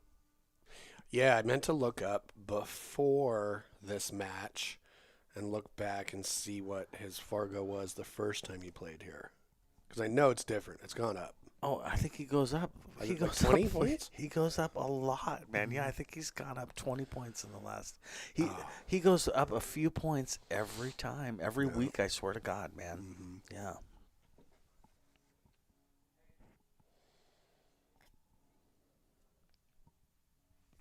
Yeah, Paul says little sentences like that Buddy Hall saying is everything in pool. No, definitely. Yeah.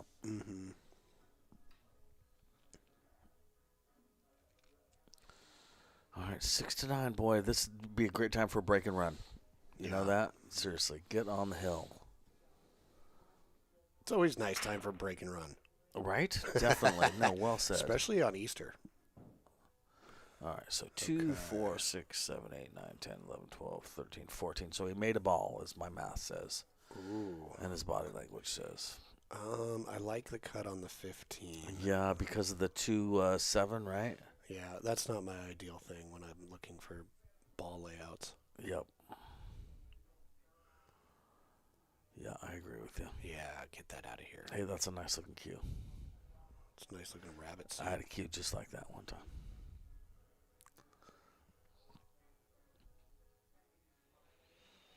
Yeah, I like the insurance of grabbing stripes real quick, man. Yeah. Yeah, just you definitely want to make this ball because you don't want to be solids with those two balls there. That 2 ball and that 7, you do not want to be solids. Yeah, also the 3-4 in the middle of the Yep, table, real good close call. to each other. Yep. It can be, yeah, you got to move the ball around quite a bit. God, I think he's got to do a 15-12 combo. Huh. Yeah, I think you might be right. He could take the 10, but I think with the way the balls are setting, I would take the chance and take the combo. Kind of solves the problem, too, because that 15 doesn't really want to go anywhere. Oh, the gray 14. Excuse me, the gray 14. Yeah, no problem. yes, I haven't made the light up sign No, I yet, know, so, right? Yeah, it's all my fault. Jesse, you big screw up. I mean, we talked about it at least 10 minutes ago. Right, exactly. All right, what's going on, man? Oh, nice try. Ooh, It wowzers. dressed up real nice, didn't it? Great cue ball. Yeah. All right, so the 3 goes in the bottom left-hand corner pocket still. But that's about all ahead. The 5 might go inside, I guess. Yeah. Looks like he's taking the 3 ball. Oh, I was wrong. All right, now he's got to be looking at these 2 balls just as much as anybody else with eyes. Yeah, that really makes it difficult for him to play it safe with that duck of Dylan's.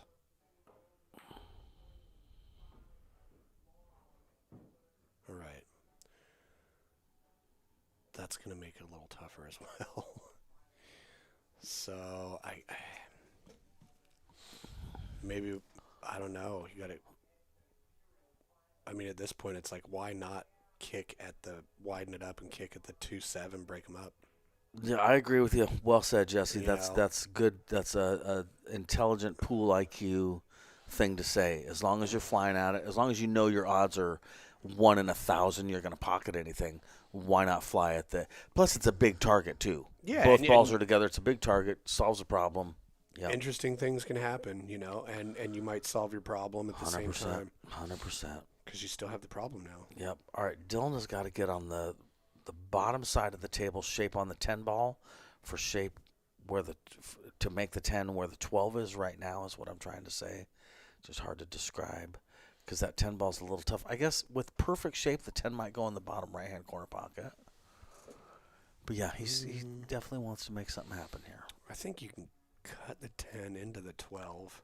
You don't. I Yeah, mean, right now, right? Yeah, the problem is yeah. you do not want to break up that 2-7. No. So if you're sure you can get around that, come in between the 7-4. But this isn't bad either. Look at this. What's up, Joe Stone? Thanks for checking this out, man. Yeah, Yeah. Dylan's doing good, man. He's about to get on the hill, God willing.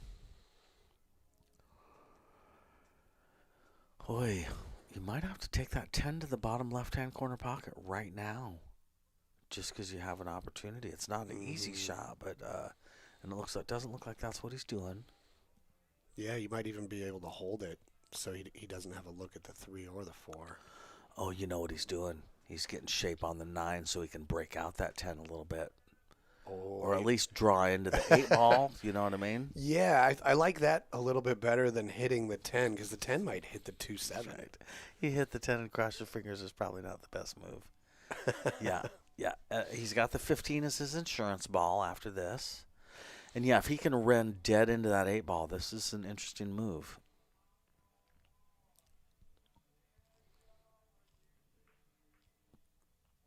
Like that.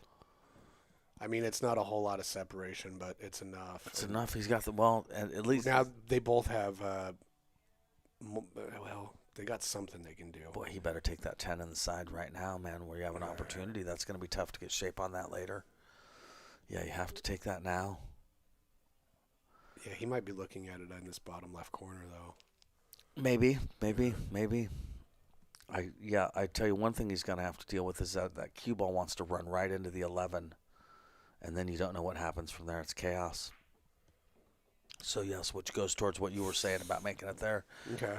All right, so he's tree topped, but he's okay for making the 13 in the side, natural shape on the 11. All right. Yep.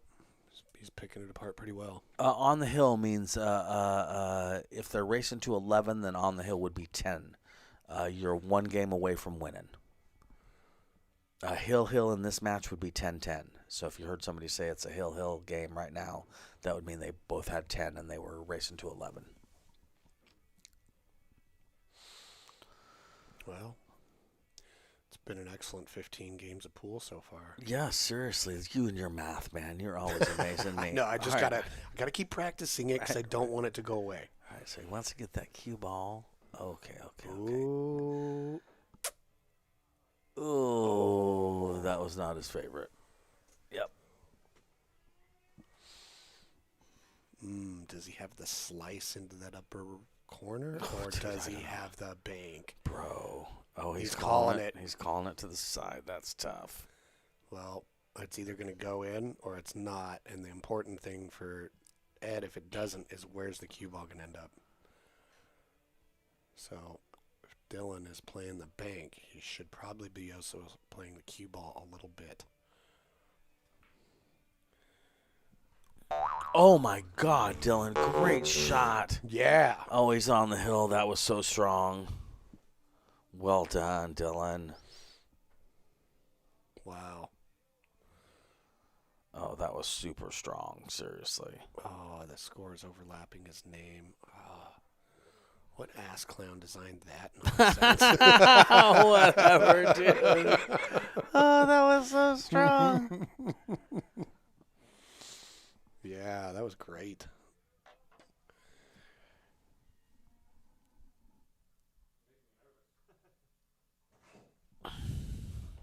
Wow.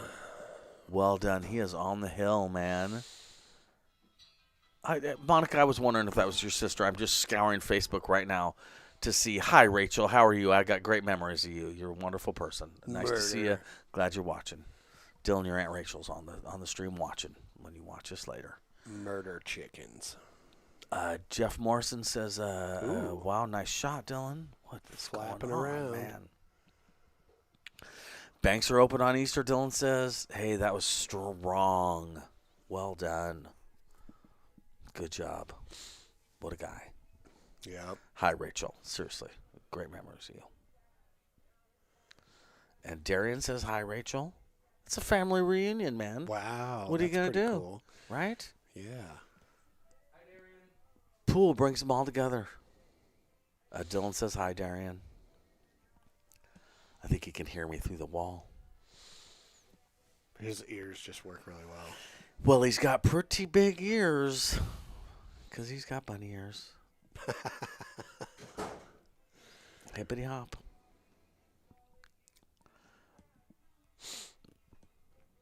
Okay, Ed's break.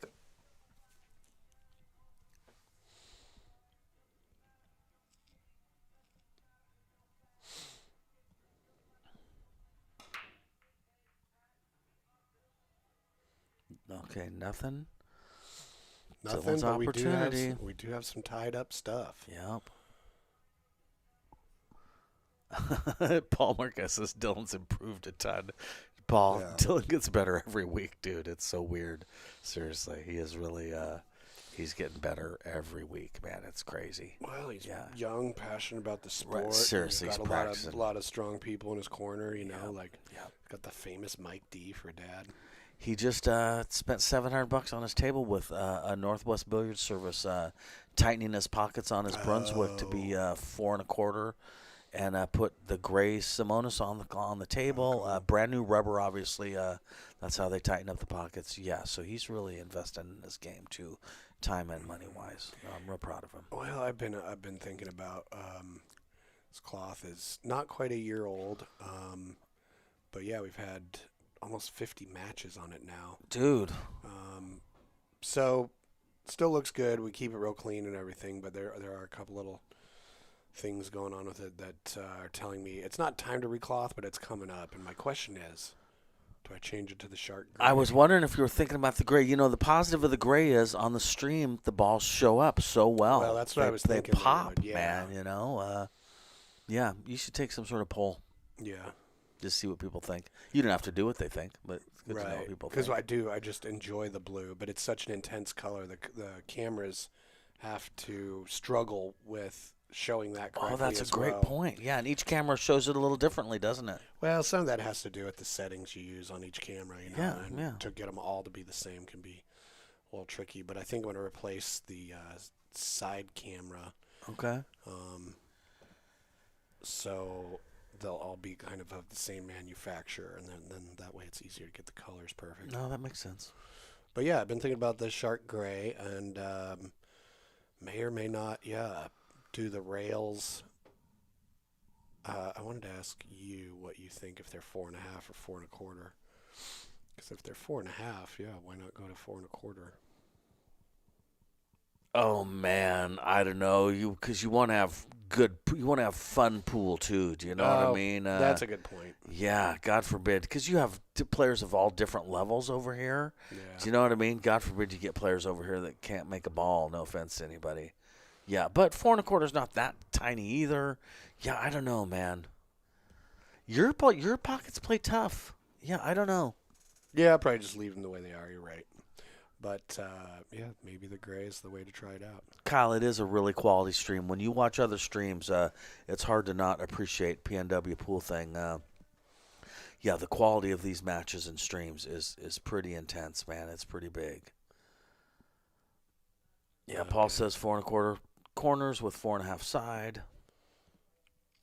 Yeah, because I want to say when I ordered it back in 2011, they gave me the option. Yeah, that makes And sense. why would I not pick 4.25? Nice shot. Confident shot. So you think they're 4.25 now?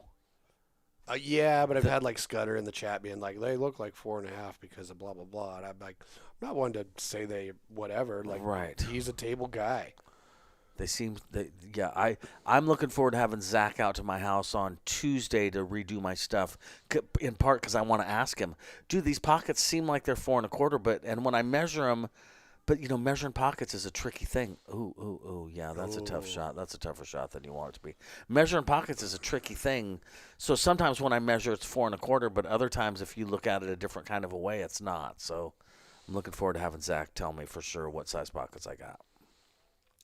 Well, I kind of feel like he was playing that intentionally just because he was like, wait, it's not a good idea for me to make this 11. Right.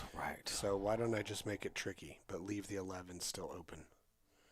And I like that because that's a real good spot. Ooh, that's too bad for Ed, and this is an important game, too. Yeah. Yeah, that's unfortunate for Ed right there. God, I'd almost bank that 7 ball right now just to do it.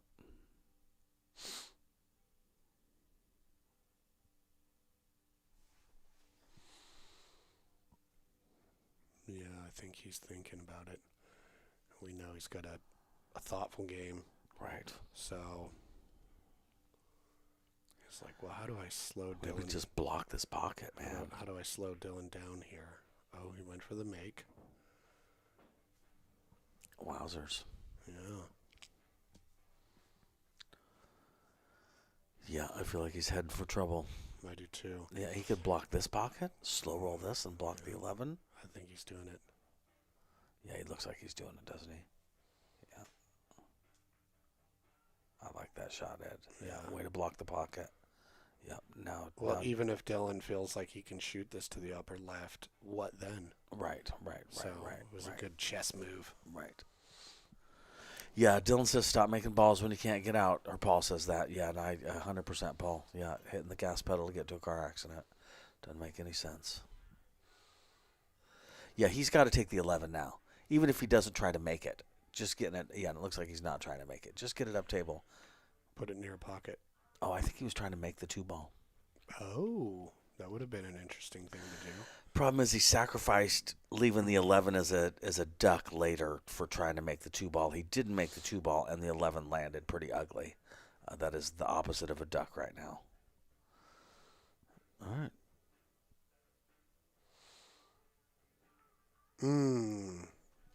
Good shot. Very wise. Yep, He's got to good hit shot. He's got to hit at the 11. Yep. Zane says off the 13 ball. Yeah, that's possible.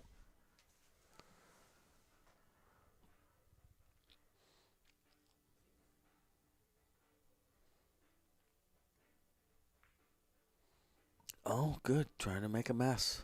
I like that. I like that. What if it also goes in that side, sneaks by the 6? Yeah, it kind of looks like it does, doesn't it? Oh, well, maybe this will tell us something. I think it definitely might go. It's hard to tell for sure. This camera is like, I think the Oh, it doesn't go anymore, Jesse. robot on Mars Dude. has a You guys, straighter camera than You that guys, one. I think we're looking for a 15-minute game, or excuse me, a 30-minute game right here. Yeah, this is an important game to both of them for obvious reasons with Dylan on the hill. Yeah. That's a turned 8 ball into a wedge game. Dude, you just make the guys 2 ball in hand and ball in hand? Maybe not now, but at some point. Yeah, make that 11 makeable. Might as well do that. Okay. It's causing a mess. Making it look like a little kid's bedroom. Like shag carpet with a bunch of little Legos Right, stuck in it. Exactly.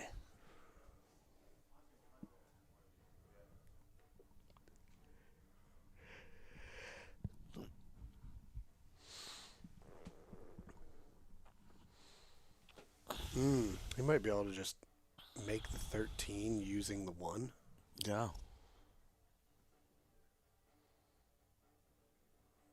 I don't know if I like making this 2 right now. No, I don't. So much so that I was suggesting Dylan make it for him, dude. I mean, Right. that's how I feel about it. So, yeah, I'm with you, bro. What's the point? Yeah.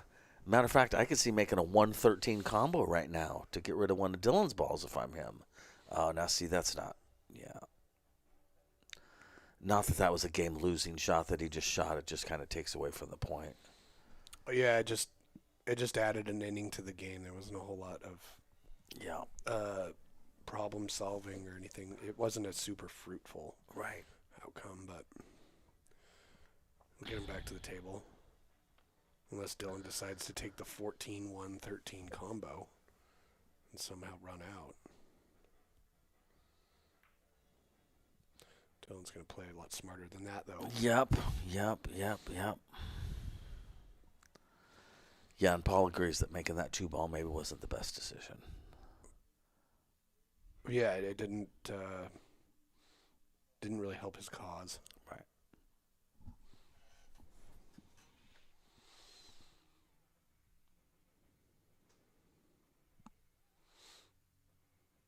All right, Ed's trying to break out the 5 ball. Not break out, but, create some separation so he can make them later. That was a great use of a turn right there, Ed.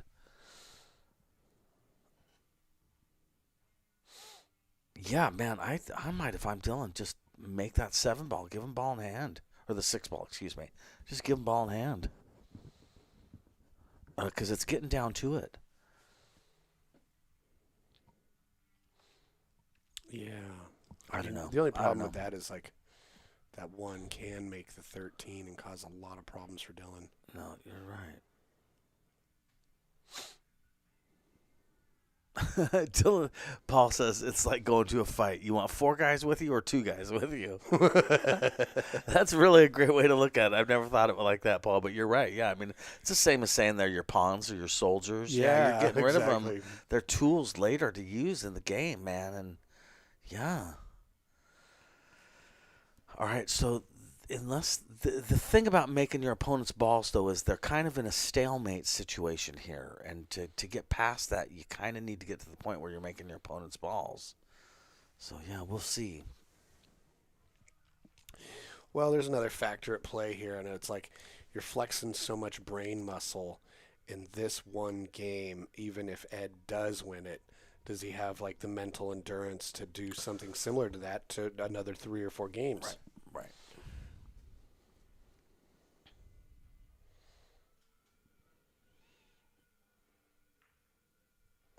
Yeah, brain fatigue. It's a thing. You know? Oh, my God. Yeah. Seriously.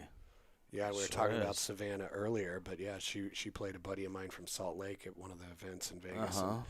and he was going toe to toe with her for about 3 to 4 racks, and it was tied 4-4. Right. And then she just made an incredible shot and got 4 rail shape and made an out, and then she just started turning the screws on him, and 2 racks later, he's just like, my brain hurts. Dude. I thought that. Yeah, I try to thought make that. He's something going happen. going for the breakout. Yeah. Okay, that landed his way. You really did, but what now? Oh about this no, 14? excuse me. No, I'm sorry. I'm just seeing Oh, he that he's made got that. Ed has a great shot. Oh, he made his ball. Yeah. Gave Ed this. Now Ed just has to be careful about getting shape and making the ball. Now, he didn't give Dylan too much to shoot at, but that's, something that adds to that mental load. Yep. So it's gonna, burn some brain calories, this rack, Yep. and some emotional calories for that matter. Yep. Yeah, Paul on the chat thinks that this was the time for Dylan to make Ed go for something breakout-wise instead of do it himself, and I agree. Oh, good cue ball, Dylan. That was very one-pockety shot right there, Dylan. It really was. Seriously, yeah. He might have been trying to make that 7, but either way, yeah. So in a perfect world, Dylan has an opportunity to make the 11 off the rail into the 8 into the corner, which would move the 8 ball away, so he'd have an opportunity. Yeah, and Ed just tied that 1 up over there.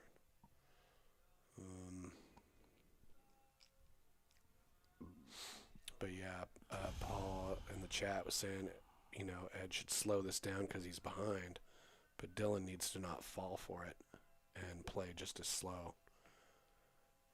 Oh, Oh, interesting. really interesting. Hey, that's interesting. That'll slow Ed down. Yeah. Yeah. Yep. Now Ed's got to not fall for it and just roll through this 1. Yep. I mean, he's leaked out, but he still didn't leave him a good shot. So Dylan's going to play something with this 11 for sure.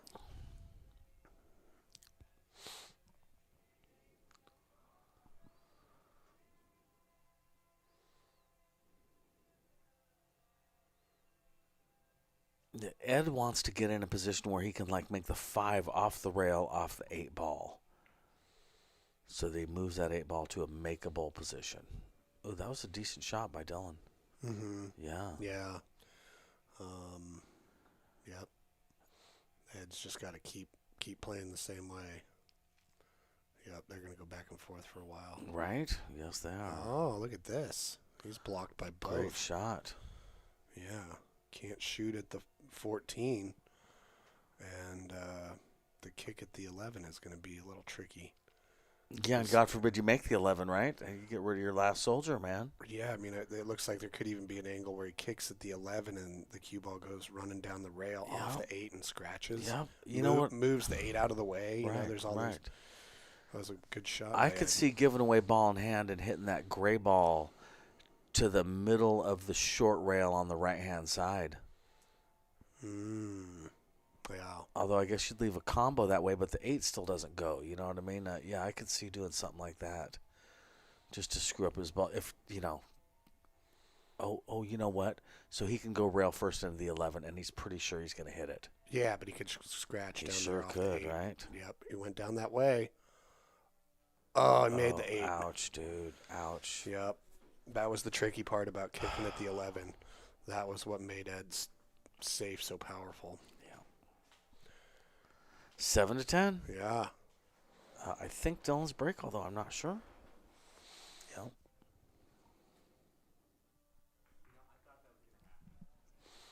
Wow. Fun game with a lot of twists and turns, though.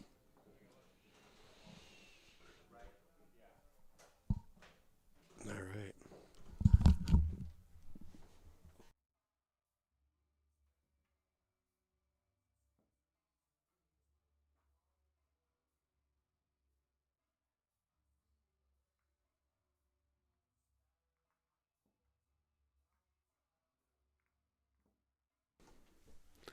All right, Dylan's break.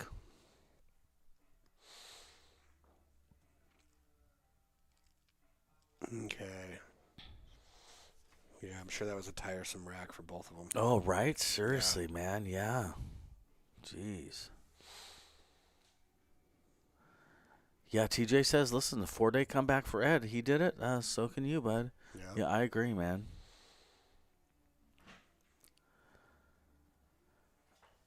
All right, Dylan's break. 7-10. The pressure's on Ed, that's for sure. But sometimes being on the hill can be its own pressure, too, really.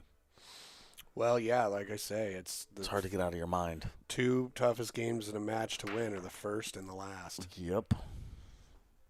Let's see what we got here. We got some wet action in the side. I hate it when I play a set and I can't seem to win the first game. Jesse, you say that, it just makes me think of all the times I've been getting beat 3-0, 4-0, and then I finally win a game, and I'm like, okay, good, thank God, I'm in it. Here we go.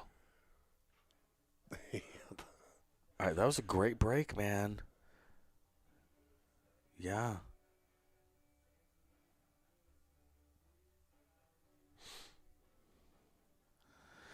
Yeah, Paul says he can see Dylan's 3 foul attempts and 10 ball are helping him with 8 ball safety. Yeah, exactly. Well, absolutely. You learn so much by not just trying to hide the ball, but trying to hide it with like more intention. Yes. And you start to realize, oh man, yeah, I got safe, but I left him a 1 rail kick, right, or whatever. Right, and exactly, bro.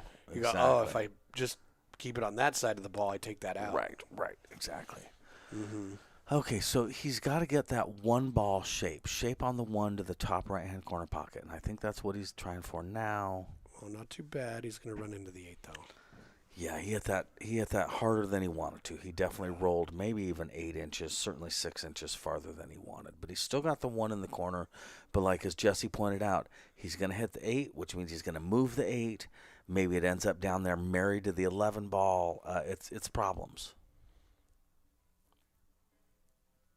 Yeah, it definitely is, because I kind of don't blame him for not wanting to deal with it.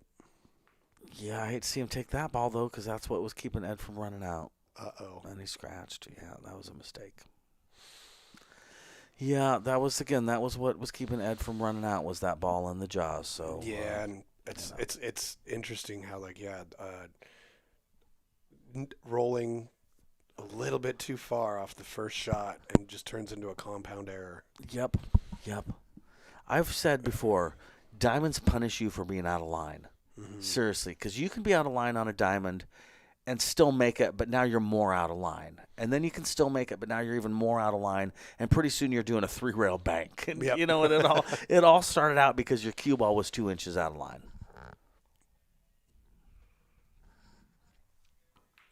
Yeah, and I think as long as Ed executes what he's planning on doing, he's got options and opportunities here, because that 8 ball goes in both of those corners.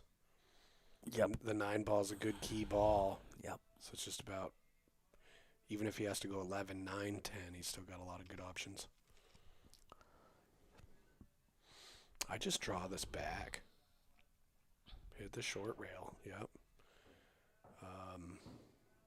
Need to come off the short rail. Yeah. He just got himself in a little bit of trouble. Yep.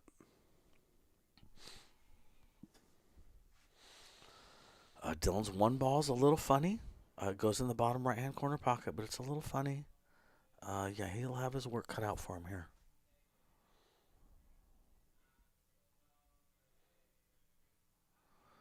Yeah, TJ mentions that he's rooting for both guys. And, yeah, even with Dylan being my son, these are both really nice guys. Good guys, honest guys, good for the pool community. Yeah, I'll tell you what, I'm not rooting against either one of them. Yeah. Yeah, I mean, it's great that they both stepped up to challenge themselves this way. Right, exactly. You know? Oh, there's another miscue. I mean, it's not going to hurt him too terribly bad. Legal hit, but you're right. That's the second miscue. Yep. Oh, boy. Dylan really wants to pocket this ball, man. Yeah, because seriously, Ed is out. If you leave Ed a shot. Oh, this camera is on auto follow the person mode. Oh, interesting. Thanks, Paul. We appreciate that. Yeah, he's got to pocket this ball, because seriously, if he doesn't pocket the ball, he's probably going to leave Ed an easy shot that will lead him to another easy shot that'll leave him to shape on the 8. He's got to make this.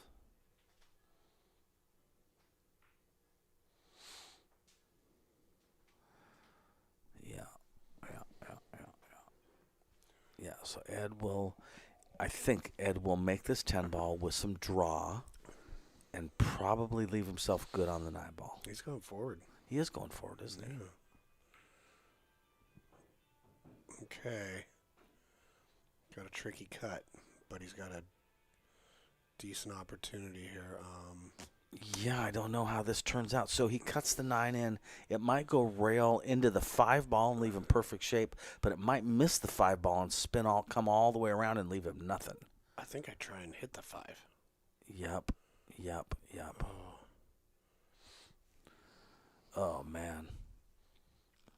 I got to take the 3 ball because then if I miss, no, I'm wrong here. Yeah, I got to start out with the 5 because it's in the path of the 1 to the top right-hand corner pocket. Yeah, and probably using some right-hand draw to get back to make the 1 in the same pocket. And if I don't get shape on that, then I'm taking the 3 ball. Yeah, this is tough, man. Right. He can also come straight back up for shape on the blue ball. Oh, or he could be smart. I love it when that happens. I guess there's that. Yeah. I'm like, oh, yeah, I forgot to be smart. Yep. Now, the one thing I would like him to do a little bit more is on shots like that, leave his ball as a duck. That 1 ball where it landed is not great. But that's okay. Mm-hmm. Maybe same shot, but get the 1 ball up by the side pocket a little more. All right, this is a big shot for Ed, and it's very makeable. Yeah, play at pocket speed. Oh, he did that. Get back up again real quick. Well, but if you feel like you got to do it, do it. Good for you. I like it. Oh, no. Well. Wowzers. Okay, I leave the 1-5 for last. I'm getting myself angle on the 1 so I can get on the 5. So from there, that would mean I'm taking the 7 ball into the lower left-hand corner pocket. He's got a ball in hand. Yeah, I know. Okay. Leaving himself for the 4 in the side, leaving myself for the 3 in the right-hand corner, or the left-hand top corner. And I'm taking the 1-5 last. Yeah, just don't get too flat on the 1. Just do not get flat on the 1. No, you want angle on it. Yeah, I like that. Even That's a the real blue nice is the 7 ball, right? Yeah. Yeah, so even 7 ball in the bottom side pocket, Yeah. leaving myself dead straight for the 4 ball in the top side pocket. He sees it. Leaving myself dead straight for the 3 ball, stop shot on the 3 ball, which leaves me the angle that I need on the 1 to make the 1 and slide over for shape on the 5, which gives me shape on the 8. It's basically 5 stop shots. Yes, if you play it right, it's 5 stop shots, Jesse. Because, yeah, stop shot on the 1 drifts Yes. out for shape on the 5. Yeah, 5 of the same stroke. Right.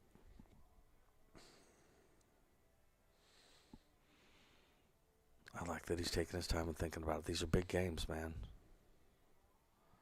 Yeah, definitely stop shot on this for stop shot on the 3. Yep. Yeah, maybe even pull it back a little tiny bit. You don't want a crazy angle on the 1 ball to where you feel like you're super cutting it in, but you definitely want to cut it in a tiny bit. Yeah. Let's see what he does with the cue ball, because realistically, I think it's just stop shot. Yep. I think he just won. I do too.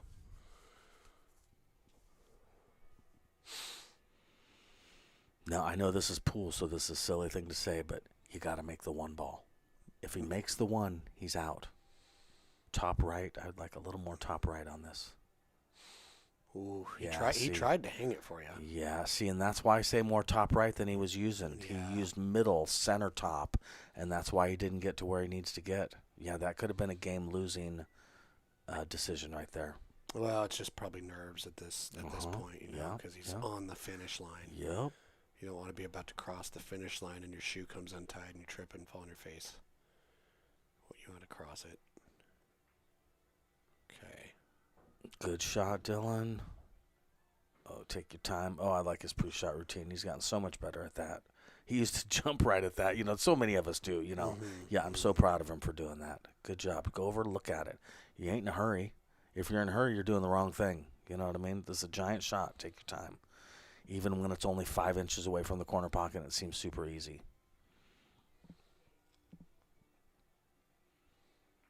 Brought it home. Good shot, Dylan. 11-7. That was a great match, man. Absolutely it was. Isn't it funny score-wise? So often I can say this. It was closer than the score seems. Do you know what I mean? That was a tight match, no matter how it seems, man. That was a tight match. Hey, good doing this with you, Jesse. Yeah, it's been man. a while since we did commentating Absolutely. together. Well, Very cool, man. It's been pool season, so yes, right. going to Vegas, going to Lincoln City, Bro. Seattle Open, all that stuff. It's been. So yeah, we've both been up to a lot. Yes. Now you guys are getting a new Mustang. Dude, right? Dude, Not a the wild car, the Mustang, wild bro. horse. A wild Mustang. Yeah. What? Yes. Good job. I'm going to get Dylan in here, Sounds great. and then we'll get Ed. Cool. Man, what a great match. Lots of smart play. Lots of those shots where we're just like, oh, do this, do that, and then they just decide to do something simple. We don't even catch and go, oh, why didn't I see that? But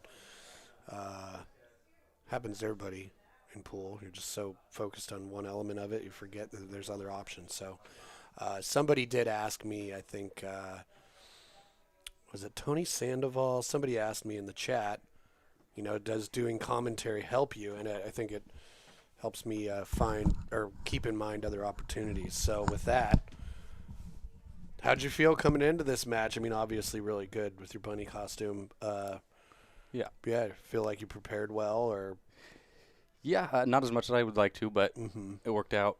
I was just about to take this off, too. It's warm. oh, I believe it. Yeah. Well, yeah, played really good. I mean, you had Thank a lot you. of shots where you did the simple thing that I didn't think of, and I was like, oh man, I learned something. So Yeah, I'm excited to watch it back. yeah, I got close there for a while. He started Yeah, for coming sure. back. Yeah. yep. Missed a lot of balls that I shouldn't have. Yeah, you started to run away with it at the beginning, and then in the middle faltered a little bit. Do you think you were a little overconfident? What do you think happened there in the middle of the match when he was catching up to you? Maybe a little bit of overconfidence. I'm not 100% sure. Whatever happened, I'm glad I got back in it. I'll buy that. Well, it was a great set, and you guys did a great job, man. Seriously, it was super exciting. Yeah, and I think you would agree that it was a closer match than the score yes. shows right now. Yeah. Yeah. The score makes it look like it wasn't that close. What was the score? 11-7, I think.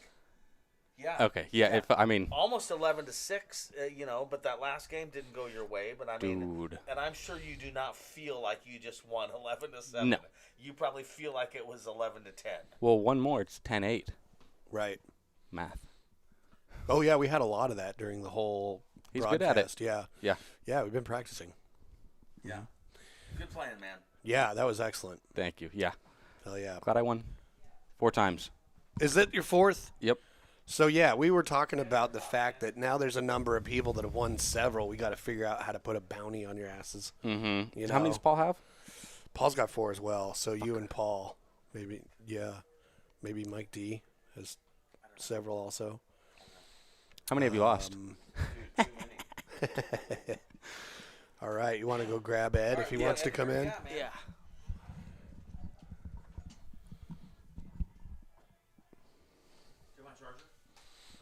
All right, what up, Ed? How are you feeling at the beginning of the match? Tell us what the match was like for you.